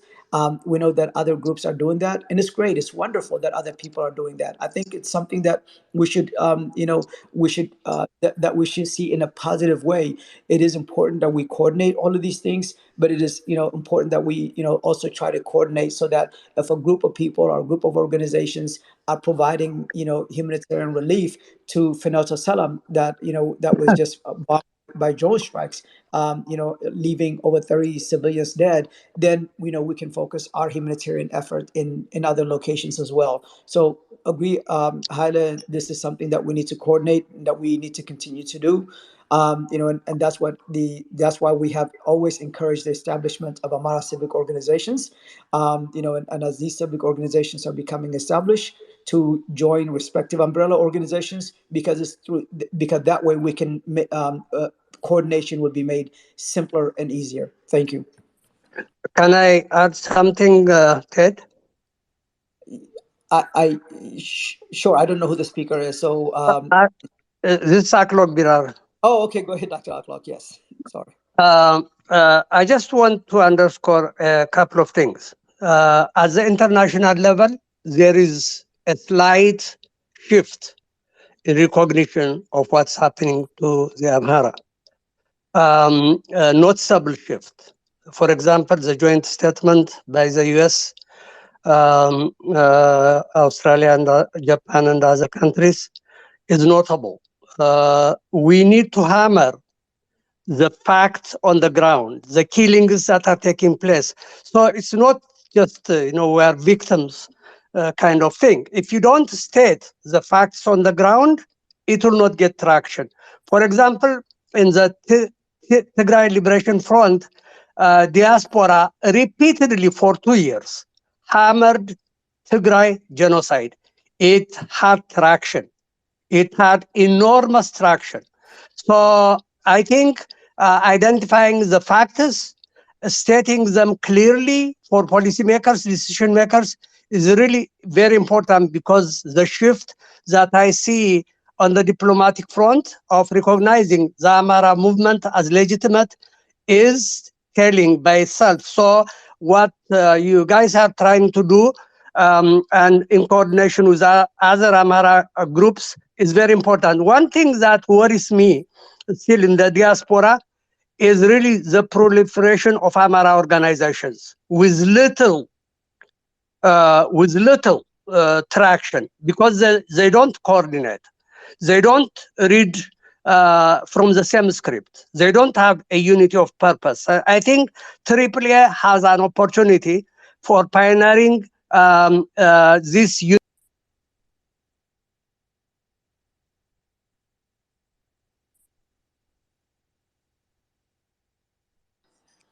Robert, did we lose Dr. Aklock?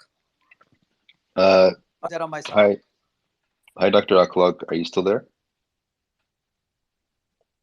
I think we may have lost him. Maybe we can give this opportunity for if Hona or Dr. Yurga want to chime into the conversation as well. I can go ahead, but I think first I want to check if Dr. Irga has anything to say. I think I've spoken in the previously, so I want to give him a chance if he has anything to say. Otherwise, I can say a couple of things. Oh, okay, I see. I was hoping actually to hear from the audience if they have some questions we can discuss, especially things that they see are important to clarify. For instance, I personally feel like many Ethiopians who, especially including those who were quite strongly vocal when the war in Tigray was happening, don't seem to say anything, or at least you would think that experience would have some lessons to share, but it would be nice to really ask questions, because the sense for some at least is that whenever violence is happening against the Amhara, people don't even feel responsible that they have to fight against it. But if it happens against an Oromo or Tigrayan, then even including the Amharas must speak against that violence.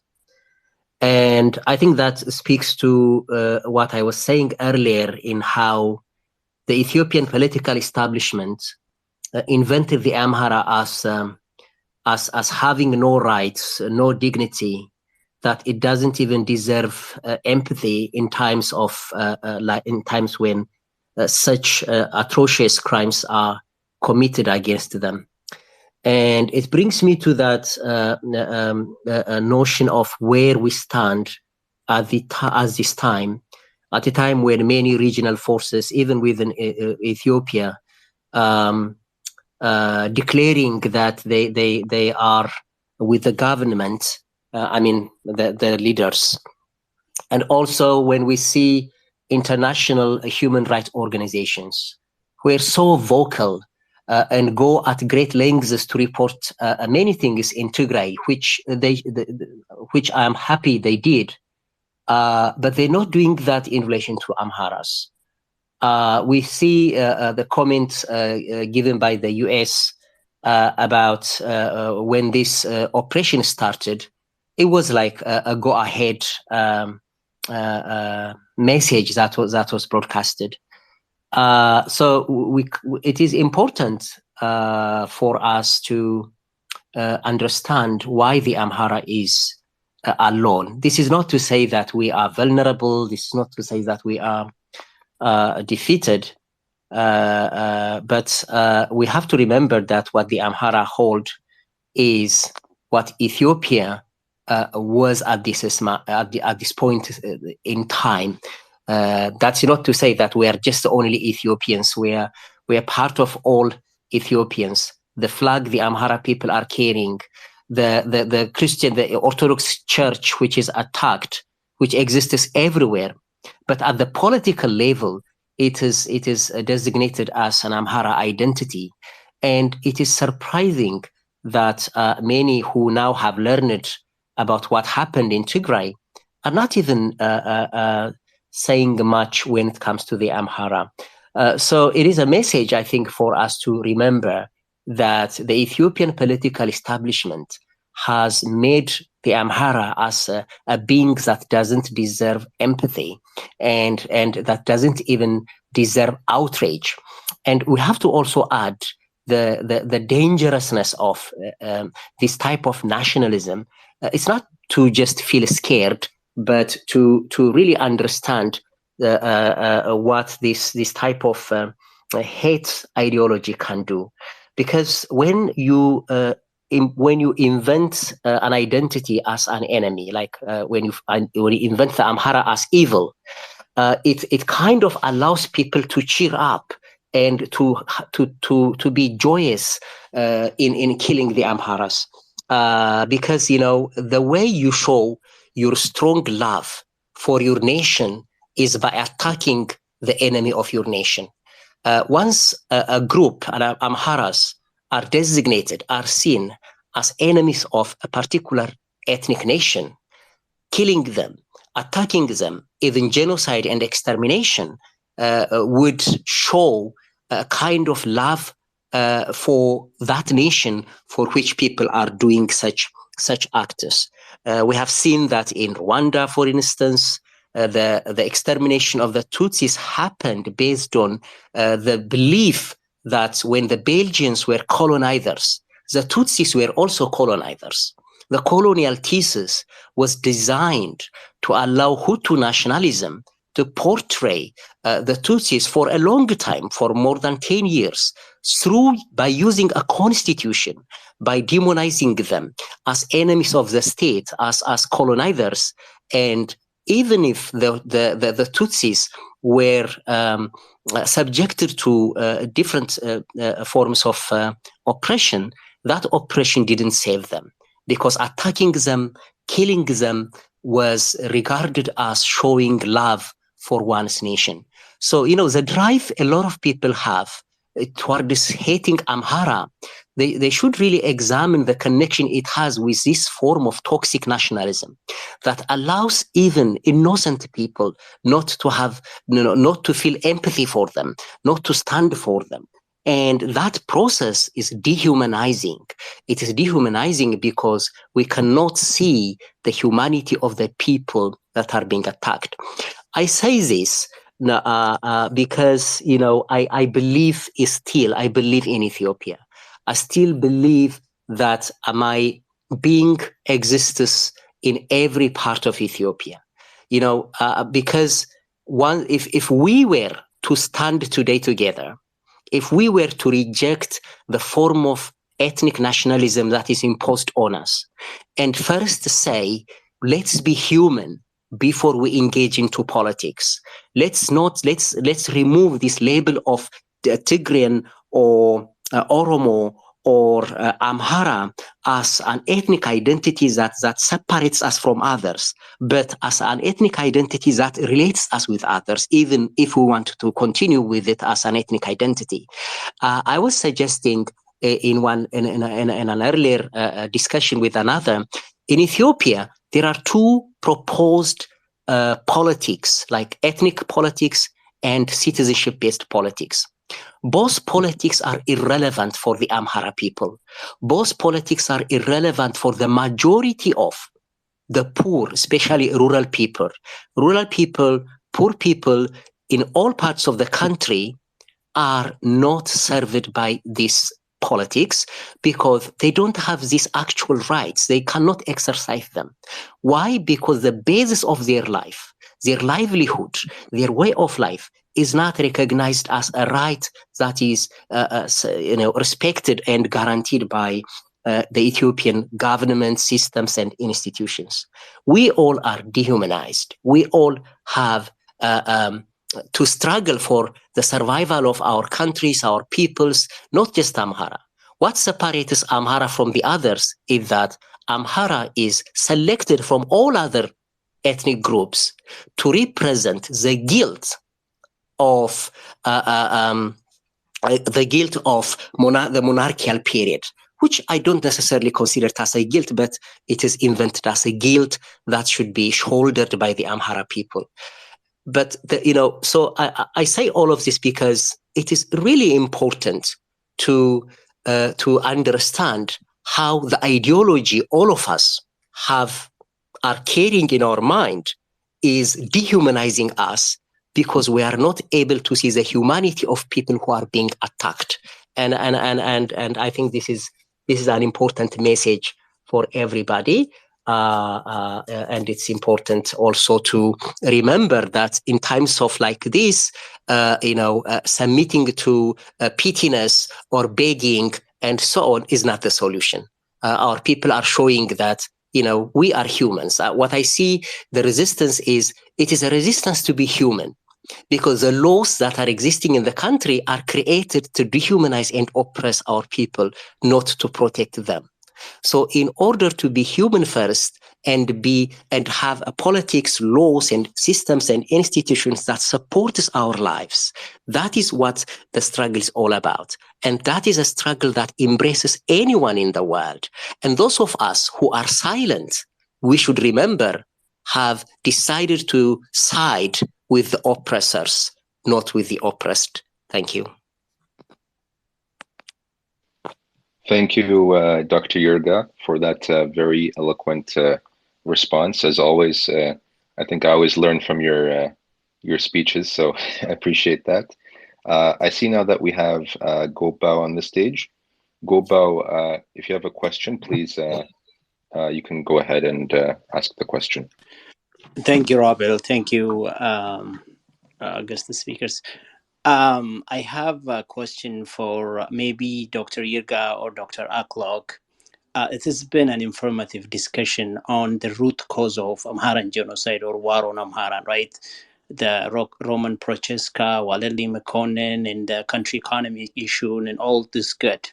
And then Dr. Yirga also kind of brought a very brilliant 21st century idea of putting human first and justice, law, and inequality. But I've always I have an hesitance because we are in a primitive political kind of system, right, where people are, kind of creating their own whatever political identity based off of those fake ideas or whatever they gave them from outside. The country has moved so far.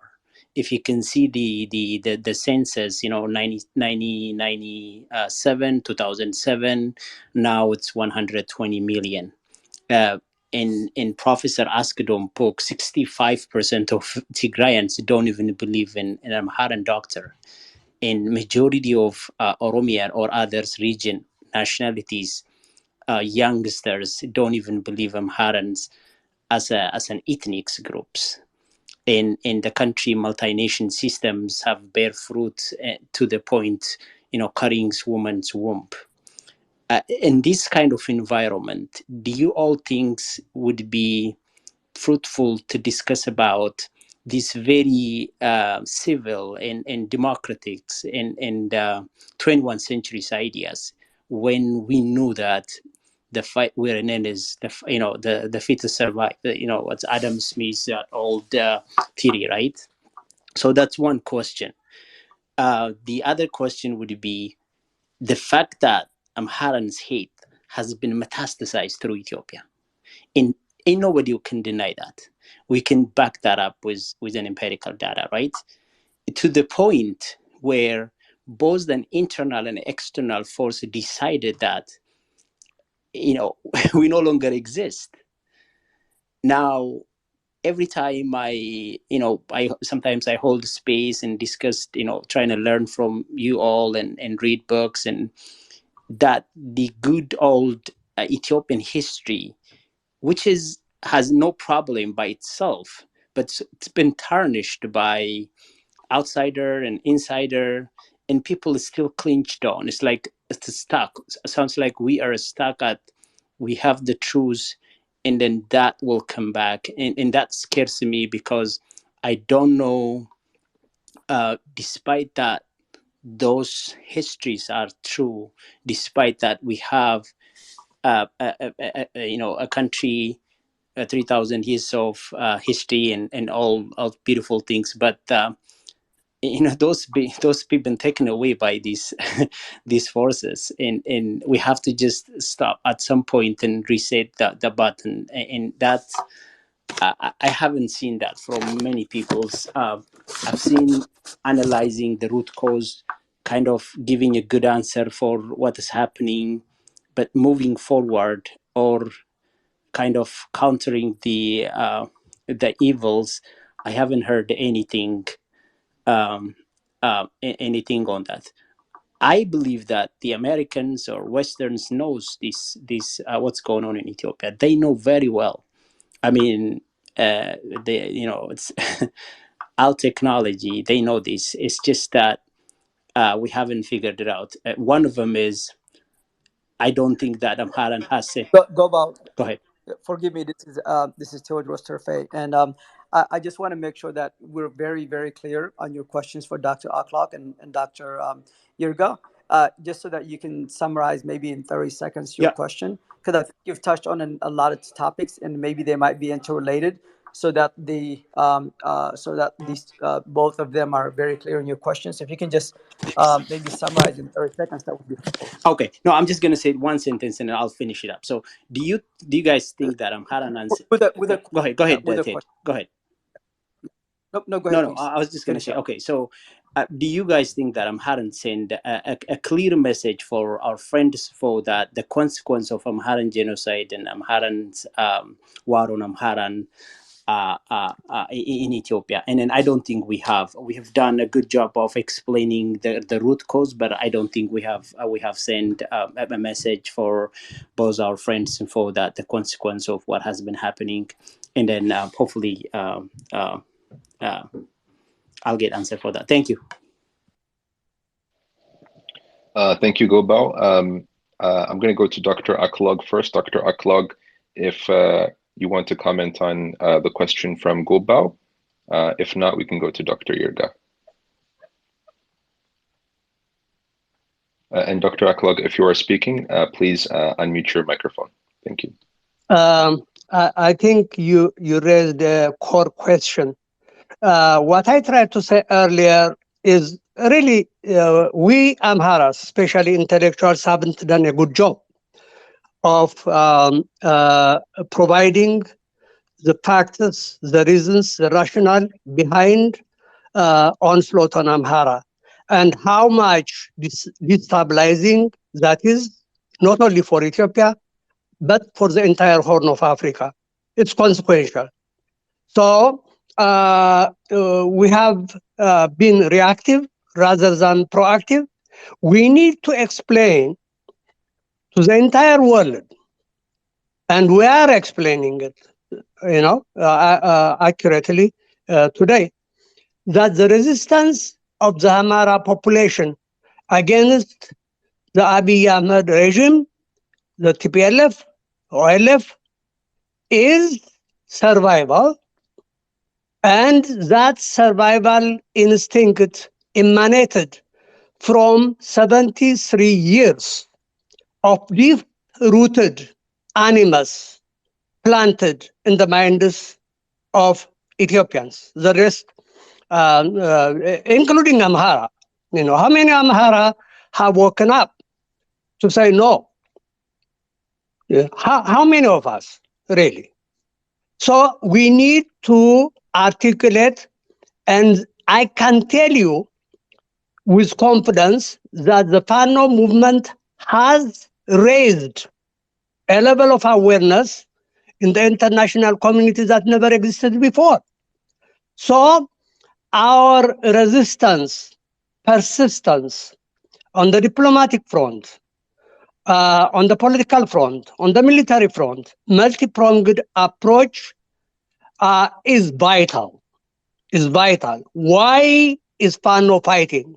What are really the reasons? It's not to replace the Abiy regime with an Amhara regime. That is preposterous. It is to create a just, equitable, democratic system of governance. We need to articulate that. We We haven't done that successfully. I just remember one thing. The Western mentality, why the West has affinity with ethnic plotters. I remember one ambassador once at Howard University, he is no longer alive, telling me something that I always remember. He said, you know why they are anti-Amhara? I said, no. Can you educate me? Why? Because Amhara are fiercely independent. They do not accept the superiority of other races. That's what he said. So from Prochaska, they learned that the Amhara population is patriotic, independent-minded, self-reliant, and so on. That is an asset not only for the Amhara population, but for the rest of Ethiopia and for the rest of the Horn of Africa. So we need to align our ideas, our forces, our diplomatic effort with countries that support us. For example, Russia supports Ethiopia, the Amhara movement. Indirectly, we have sent a very good note to the Russian Orthodox Church and through them to the foreign ministry in Addis. Why the Amhara agenda is crucial for the independence of the region, for the resiliency of the region. We need to do that. In the United States, there are individuals, including congressmen and senators, who believe the Amhara movement is just. But have we done a good job of coordinating the battle, for the minds of American policymakers? No. APAC has done a marvelous job. It has begun. AAA has done a marvelous job. It has begun. But the rest of us need to follow. We need to debunk the ethnic narrative that's deep-rooted in Ethiopia.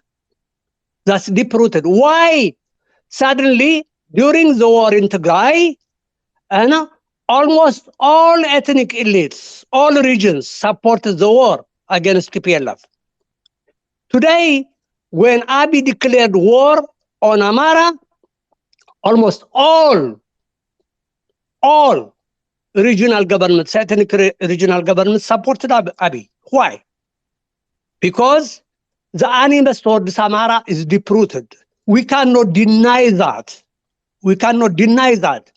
We need to identify who our friends are and work with them. We need to assert strategically what our vision of Ethiopia is. And I think a manifesto that's being prepared by FANO is going to do wonders in terms of transforming the narrative. And we need to support FANO as much as we can. And we are, by the way. A lot of people that are not in this audience have been channeling funds in support of FANO. So has AAA, so have others. But we need to speak from the same script.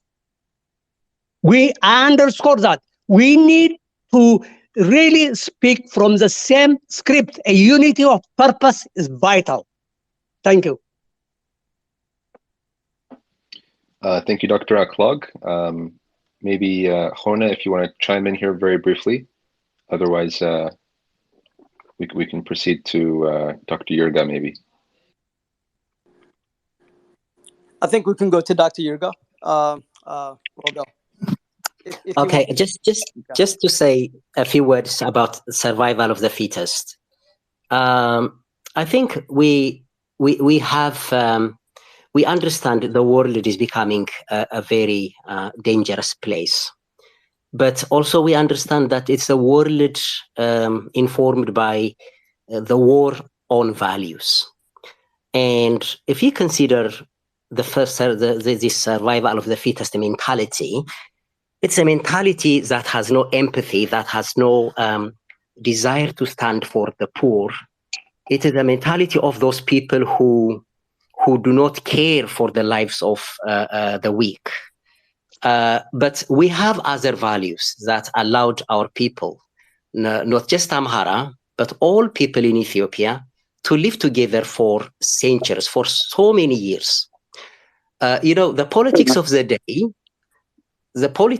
day, or ethnic politics, tries to vacate all that value that our people had and put it on Amhara and try to attack it with the people while the rest of the population are standing and looking.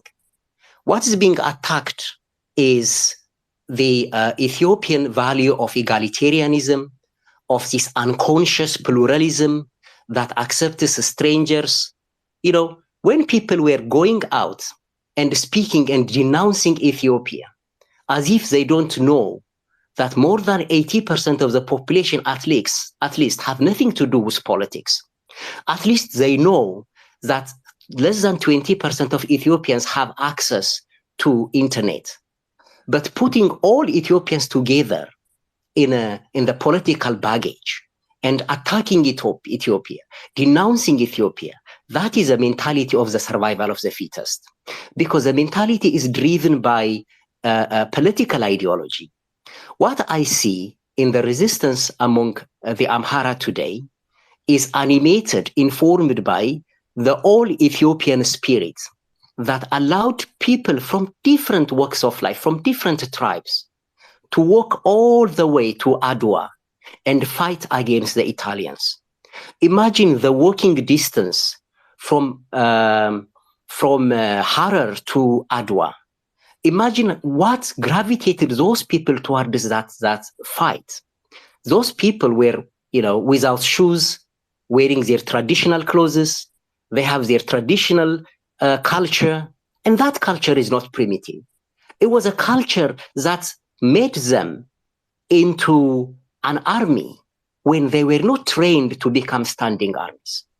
We see today the same spirit arising. People from villages saying, no, we are not allowing ourselves to be killed. We are human beings. We have inherited a culture that taught us that we should protect the weak, that we should protect our faith, that we don't want to worship many. And that is the war in Ethiopia. It is a war on the value of Ethiopia, the independent Ethiopia, for which black people sang for, which a lot of African countries adopted her flags. Look how much people despise the Ethiopian flag. It is not just an Amhara flag. It is a flag of every Ethiopian. So, Ethiopia's indigenous culture, Orthodox faith, Muslim faith, indigenous faiths, Ethiopia's egalitarian culture is collectively designated as an Amhara and is being attacked, while others, Ethiopians, are ideologically looking at what is happening, using especially Western theories, inflaming themselves with false nationalism that has nothing to do with people but with politics and grievance. They are allowing this to happen. So the conflict in Ethiopia is a conflict of values between a Western prosperity-led survival of the fittest mentality that stands for the few, and a quest for survival, the survival of Ethiopia, the survival of that ancient culture. When people say Amhara is fighting for that ancient culture, I don't believe that they are saying that that culture belongs only to Amhara. That flag does not belong only to Amhara. It is a Tigrayan culture. It is a Tigrayan flag. It is an Oromo flag. It is our fathers from Oromo, from Tigray, from everywhere who fought at Adwa, who kept Ethiopia together. But they are denied now because they are made to see their own precious history as a demonized Amhara oppressor that they have to fight against. So they cannot even ask their own rights, stand for their own rights, build their own lives, use their culture to enrich their lives, because everything they have is militarized, is used as an instrument of fighting the Amhara, or the old Ethiopia, as they say it. So, it is a struggle and a fight for the soul of Ethiopia. We don't need survival of the fittest. We have a fighting spirit for peace, and also for equality and love. Thank you, Dr. Yerga, for yet another very in-depth commentary. Next, I know that this space has been going on for quite some time.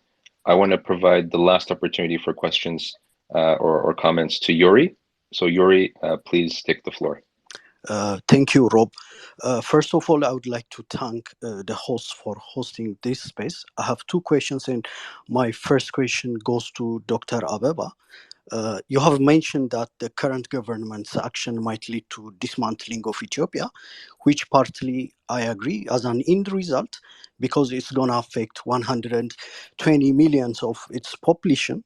But there are some of us who argue this could be viewed as a process of de-Amharanization. For me, this is a process of removing any kind of Amhara influence from Ethiopia. On one hand, we say there is Amhara genocide. On the other hand, we say they are going to dismantle Ethiopia. My question to you is that isn't the focus clearly on Amhara rather than the entire nation of Ethiopia? I'm not trying to oversimplify the concept, but what are your insights on this complex situation? That is my first question. My second question goes to the panelist. Maybe Hone can, does, Hone can I don't know, maybe give me some sort of an answer. I'm not sure if you guys are aware. There has been a drone attack in Fnot Salam, and there has been reports of casualties. About 270 lives has been lost, and with numerous wounded.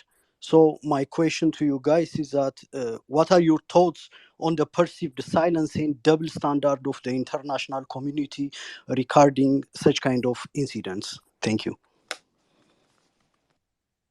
Thank you for the question, Yori. First, I would like to give an opportunity for Dr. Ababa to address the first question, which was for her. Dr. Ababa, please take the floor. All right. Thank you for the question. I think it's a very important question because it's really connected. There is no separation in dismantling Ethiopia and the Amharanization, as you said.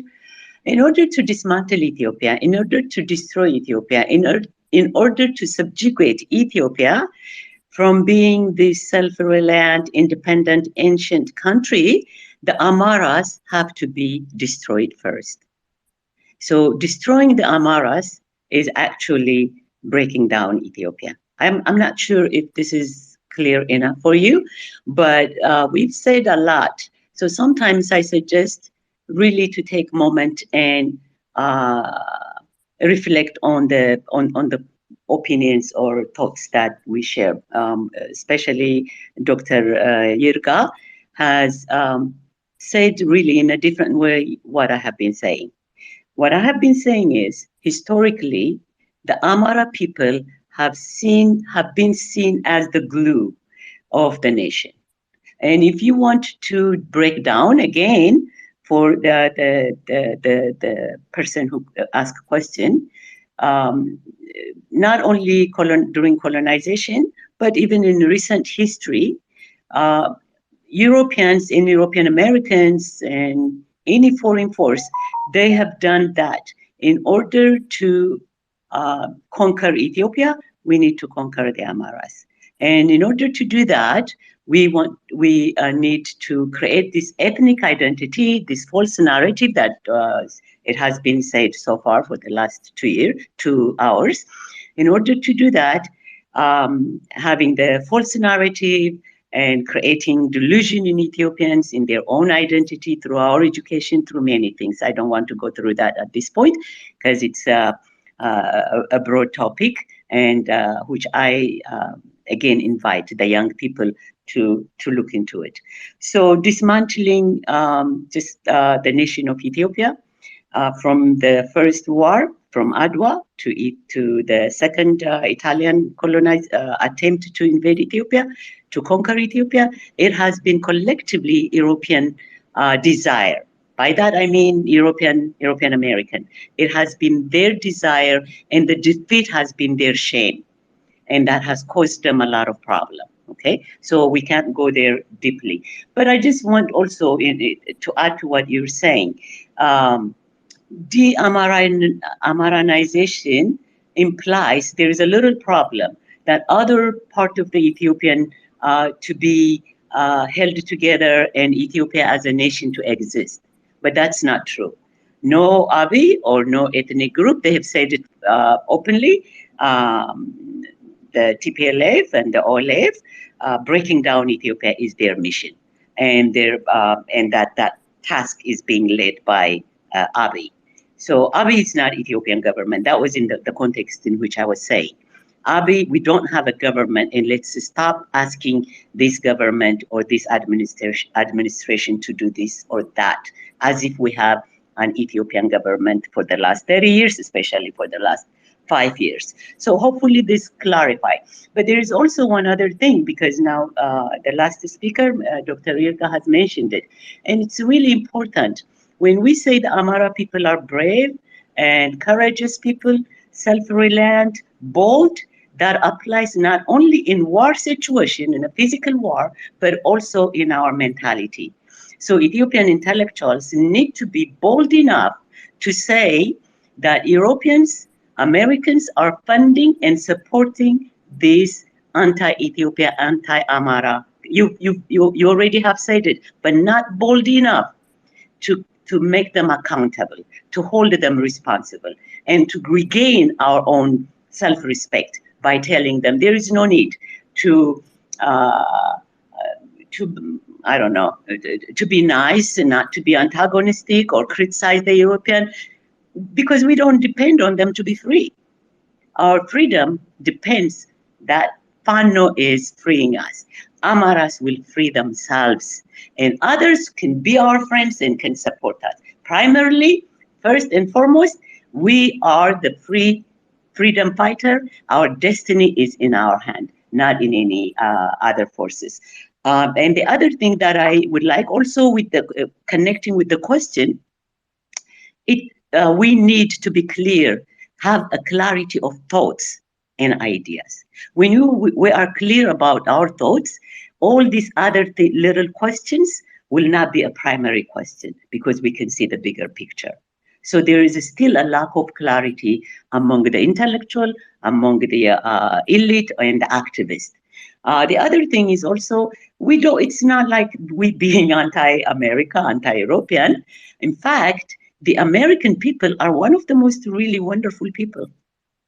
They are charitable, they're kind, we lived with them, we were educated by them, we are educating their kids. We know the American people. The vast majority of them are good people. But the American government foreign policy, for anyone to not say that as an African, as an Ethiopian, as an Amhara, is really, really, we are blind. We are delusional. American foreign policy has been dangerous for Africa. We need to speak that. We need to have Amharas that are bold enough, that are not begging, that are not buttering all this kind of thing, straightforward. They are. The American foreign policy need to be changed. The last State Department, Kissinger, have said it clearly. I have come to many of your space, and they have said it clearly. Unless we break down the Amhara's spirit and break them down into small ethnic group, the United States will not have power over the Red Sea. They've said that. It is documented.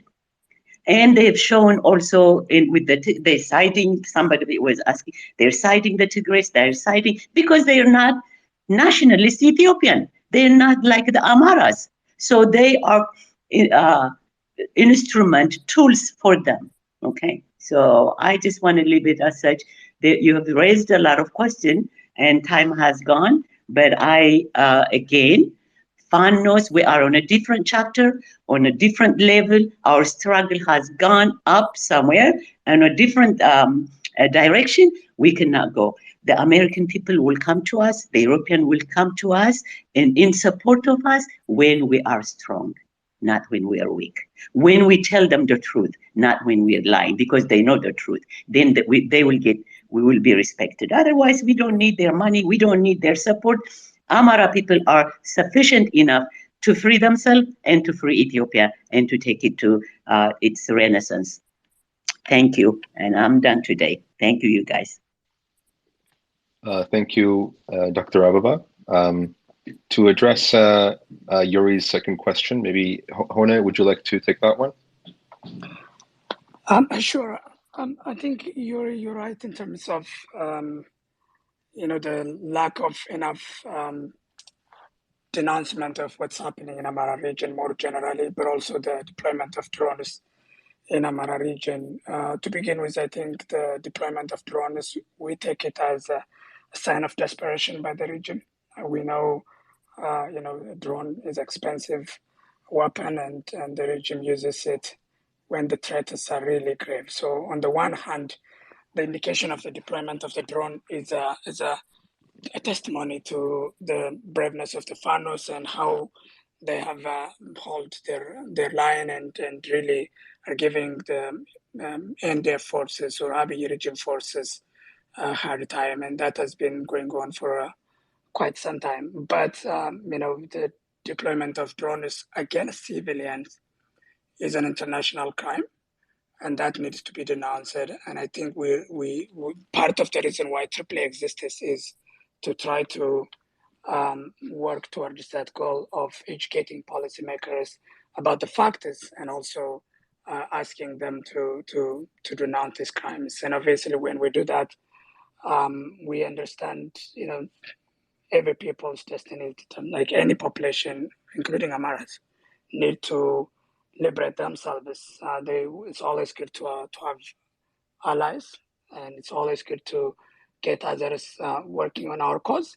But ultimately, it's our responsibility to tell our stories, to tell our pain, to kind of defend ourselves, and also to liberate ourselves. So there's no doubt about that. And I think the advocacy for focus is really to build a network of allies that can understand the true intent and genuine, ambition of Amaras and support that goal, because it's a goal that would promote justice, equity, and fairness, as we have said.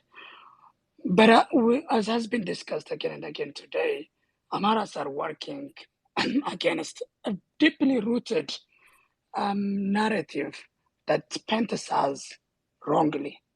And this has been done not just by a couple of, explorers or, travelers from certain countries to Ethiopia, but actually it's enforced by a curriculum within the Ethiopian government, within the Ethiopian education system. And it is really by and large the framework that dominates what could be described as Ethiopian studies as a field. It's a daily occurrence. Some of you might remember an article that was published a few months ago in the Northeastern African Journal, claiming the Ari people are being Amarized at this point, while Amaras are facing justice, a genocide, and are fighting for justice and survival. And yet, the Ari people themselves were the first ones to call out that kind of scholarship, saying that that is not true. We're not being Amarized. We have no issue with Amaras, and we are being ourselves. But that is just the latest example of the kind of scholarship that informs the opinion and views of people that hold key positions in international organizations, including human rights organizations, that we're expecting them to issue statements denouncing these atrocities against Amaras. So the reason many of these organizations are not speaking is, I think, at a certain level, because of that scholarship that really vilify, demonize Amaras, and that kind of reproduce that kind of scholarship as a legitimate form of scholarship in Western countries, in Ethiopia, and everywhere. And those are very deep-rooted opinions that are, people learn to know and believe because they have been introduced to them from supposedly, very enlightened institutions in the West or even in Ethiopia. So fighting against that is really time-taking. We have to change the narrative. We have to really tell our own story and the true interest of Amhara people.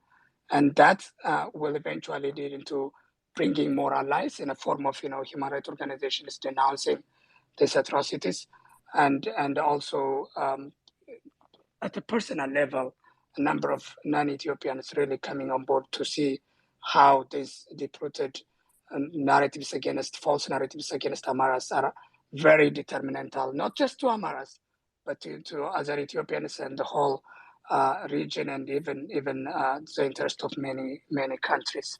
And we know, it takes more than that. I think some of the initial mechanisms, some of the human rights organizations, by now we know that they are part of a network of institutional mechanism that's really intended to protect and promote national interest of certain countries. And it's also part of the reason why we take always an argument saying that what's happening in Ethiopia should be, denounced, and not just for the sake of Ethiopians, but actually for the interest of a number of these powerful countries, because ultimately peace and stability and peaceful existence and all that is whatever the world wants, and what hopefully, human beings will continue to fight for.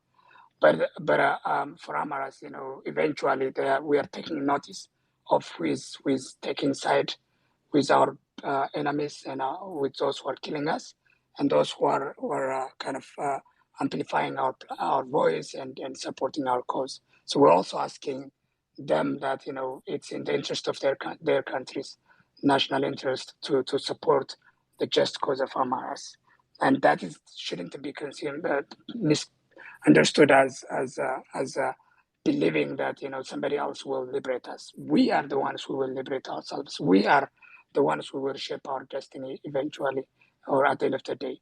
But we will need the support of anyone who can extend arms or hands to join us in this process of liberation. And I think the partly it's also a reflection of our beginner status in terms of advocacy. And I think there's a need to really go after human rights organizations, foreign policy actors, and tell why they should denounce this, not just from the moral perspective, but also from national interest perspective. And it's a reminder of like the work we have to do on a daily basis and collectively as a movement to get to a point where we don't have to really beg anyone to denounce international crimes. It's up to they understand the value of that, and they understand the relevance of that for themselves and the victims. So hopefully it's a reflection of our gaps in the weakness in advocacy, and we will continue to work towards this goal. And that's exactly why AAA as an organization exists. And that's why we're asking you to support all these advocacy efforts that we continue to talk every week or so here and in other platforms. Thank you. Thank you so much, Hona. And I think with that, we've addressed Yuri's two questions. And I know the space has now gone on for several hours, so I think it would be a good time to move to wrapping up. And so I think I'll just make a few comments, and then I'll give it to Ted to really close out. And really, I want to thank all of our guest panelists who are able to come and be a part of this important discussion. I personally learned a lot, and I think everyone from the audience took away something from the eloquent speeches of Dr. Yurga, Dr. Aklog, and Dr. Ababa. Sorry, I think there's an echo. Sorry, I think there's an echo. If everyone can please mute their mics on the stage.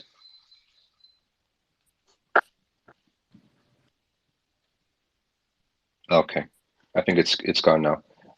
So I think for me, the message I really want to leave is for AAA, we're going to continue doing the advocacy work that we've been doing in parallel to what's going on the ground in Ethiopia, because unfortunately, as you have heard earlier in this presentation, the Abiy regime has reached a very desperate low in this genocidal war, and it's actually deliberately targeting civilian populations. You've probably heard of the mass killings that have already taken place in cities like Bahar Dar, places like Gondar, Debre Birhan, the drone strikes in Finota Salam and Debre Birhan. And so innocent people are being targeted, they're being killed for their Amhara identity. Thousands of people are being arrested, and it's become a crime to even be in Amhara talking about what's happening, or maybe even not talking about what's happening. Above, I really wanted to share a quote from journalist Abbay Zodu of Amhara Media Center, who was jailed just a couple of days ago. And Abbay, during his previous arrest, he appeared in court, and he said, this is a translated quote, "I was arrested because I do not serve the regime, because the work I do is treated like a crime. Of those of us here, 90% are Amharas. Our human rights are being violated because of our Amhara identity. I am proud of my Amhara identity, and it is part of who I am." And for me, this is a very profound quote, because it really encapsulates the essence of the Amhara resistance. The Amhara resistance is not about the supremacy of one group. It's actually a fight for against genocide, against apartheid, against subjugation, and for democratic freedoms.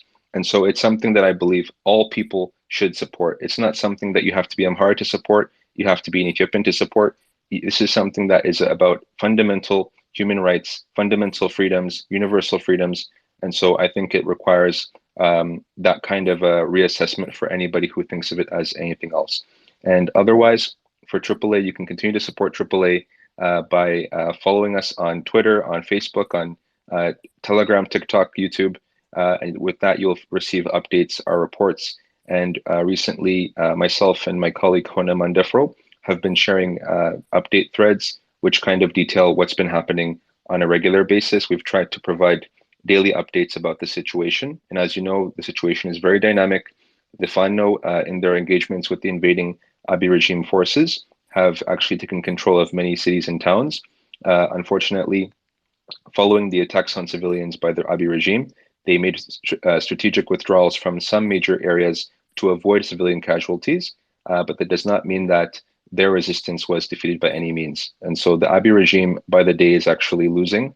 It's really entered into this military adventure that is really motivated by Abiy's own narcissistic tendencies and extremism towards Amharas, and really this, at its core, a very Amhara phobic mentality that guides the ruling Oromo Prosperity Party. And so for us as advocates, it's very important to emphasize the human rights violations. It's very important for us to document that, to expose it. Our brother Yuri actually has been doing an amazing job as well in sharing very detailed, regular updates, very descriptive updates about what's been happening. And we've actually seen very amazing commentary also from some of the other panelists, including Dr. Yurga, including Dr. Aklog. And so I really encourage everybody to follow everybody on the panel for regular commentary in some cases as well. And with that, I think I'd like to finish from my part and give the floor to Ted. Robil, thank you. To our guests, Dr. Aklok, Dr. Yurga, and Dr. Abba, thank you for joining us. And to all of you as well, thank you for listening to this space discussion and for your questions.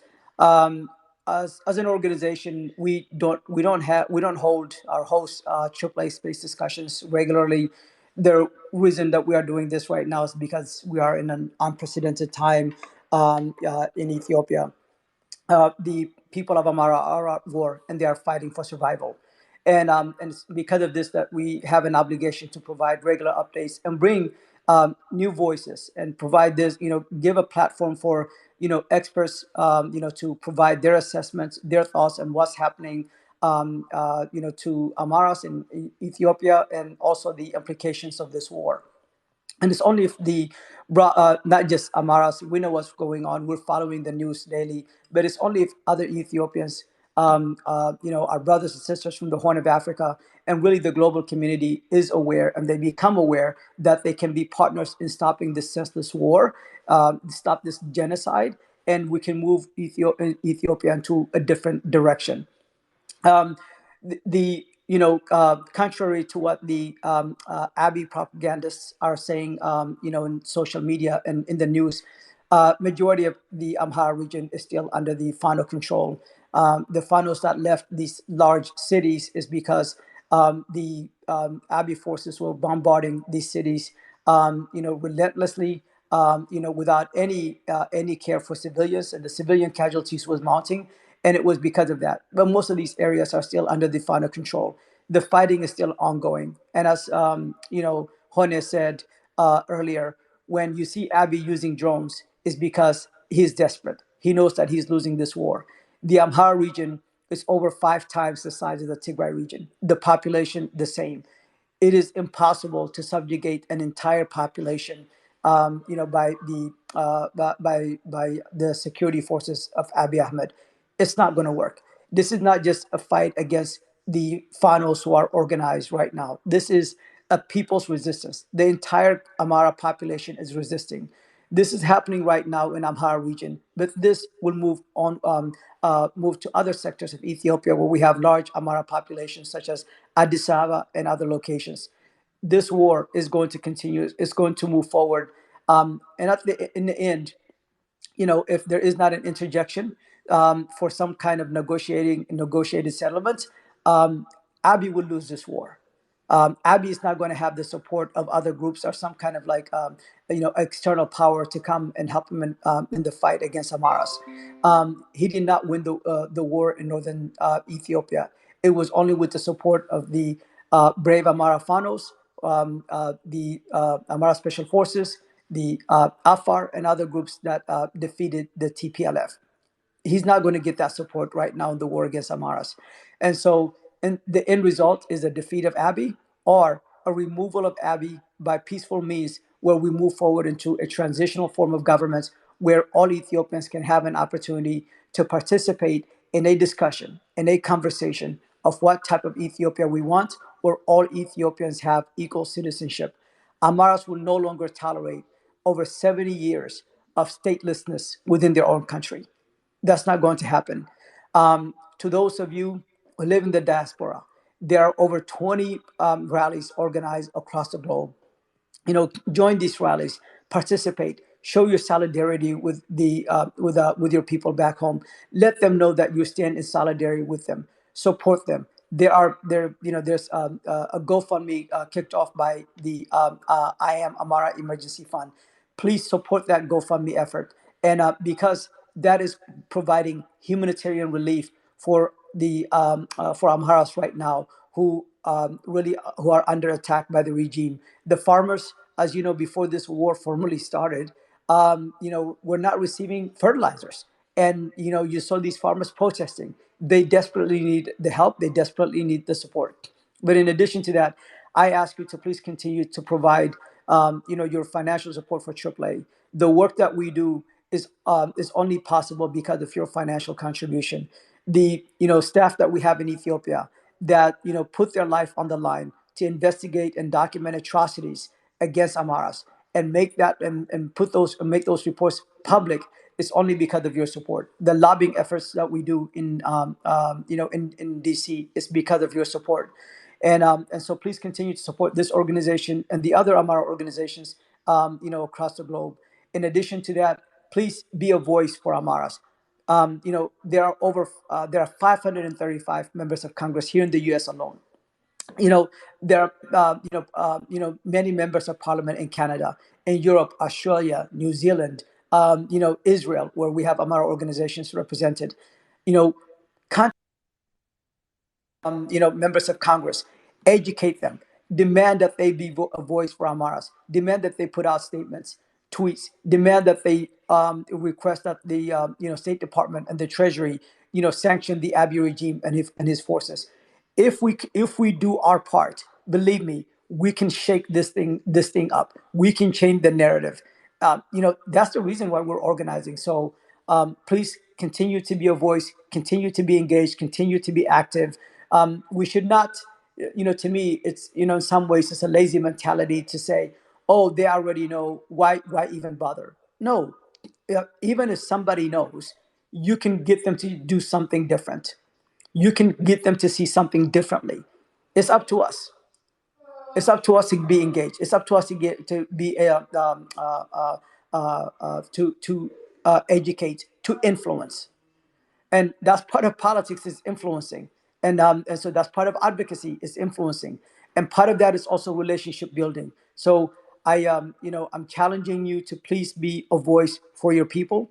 With that said, thank you everyone for joining us. Thank you again to our guests, and I hope to see you again in our next space discussions. Have a good rest of your day.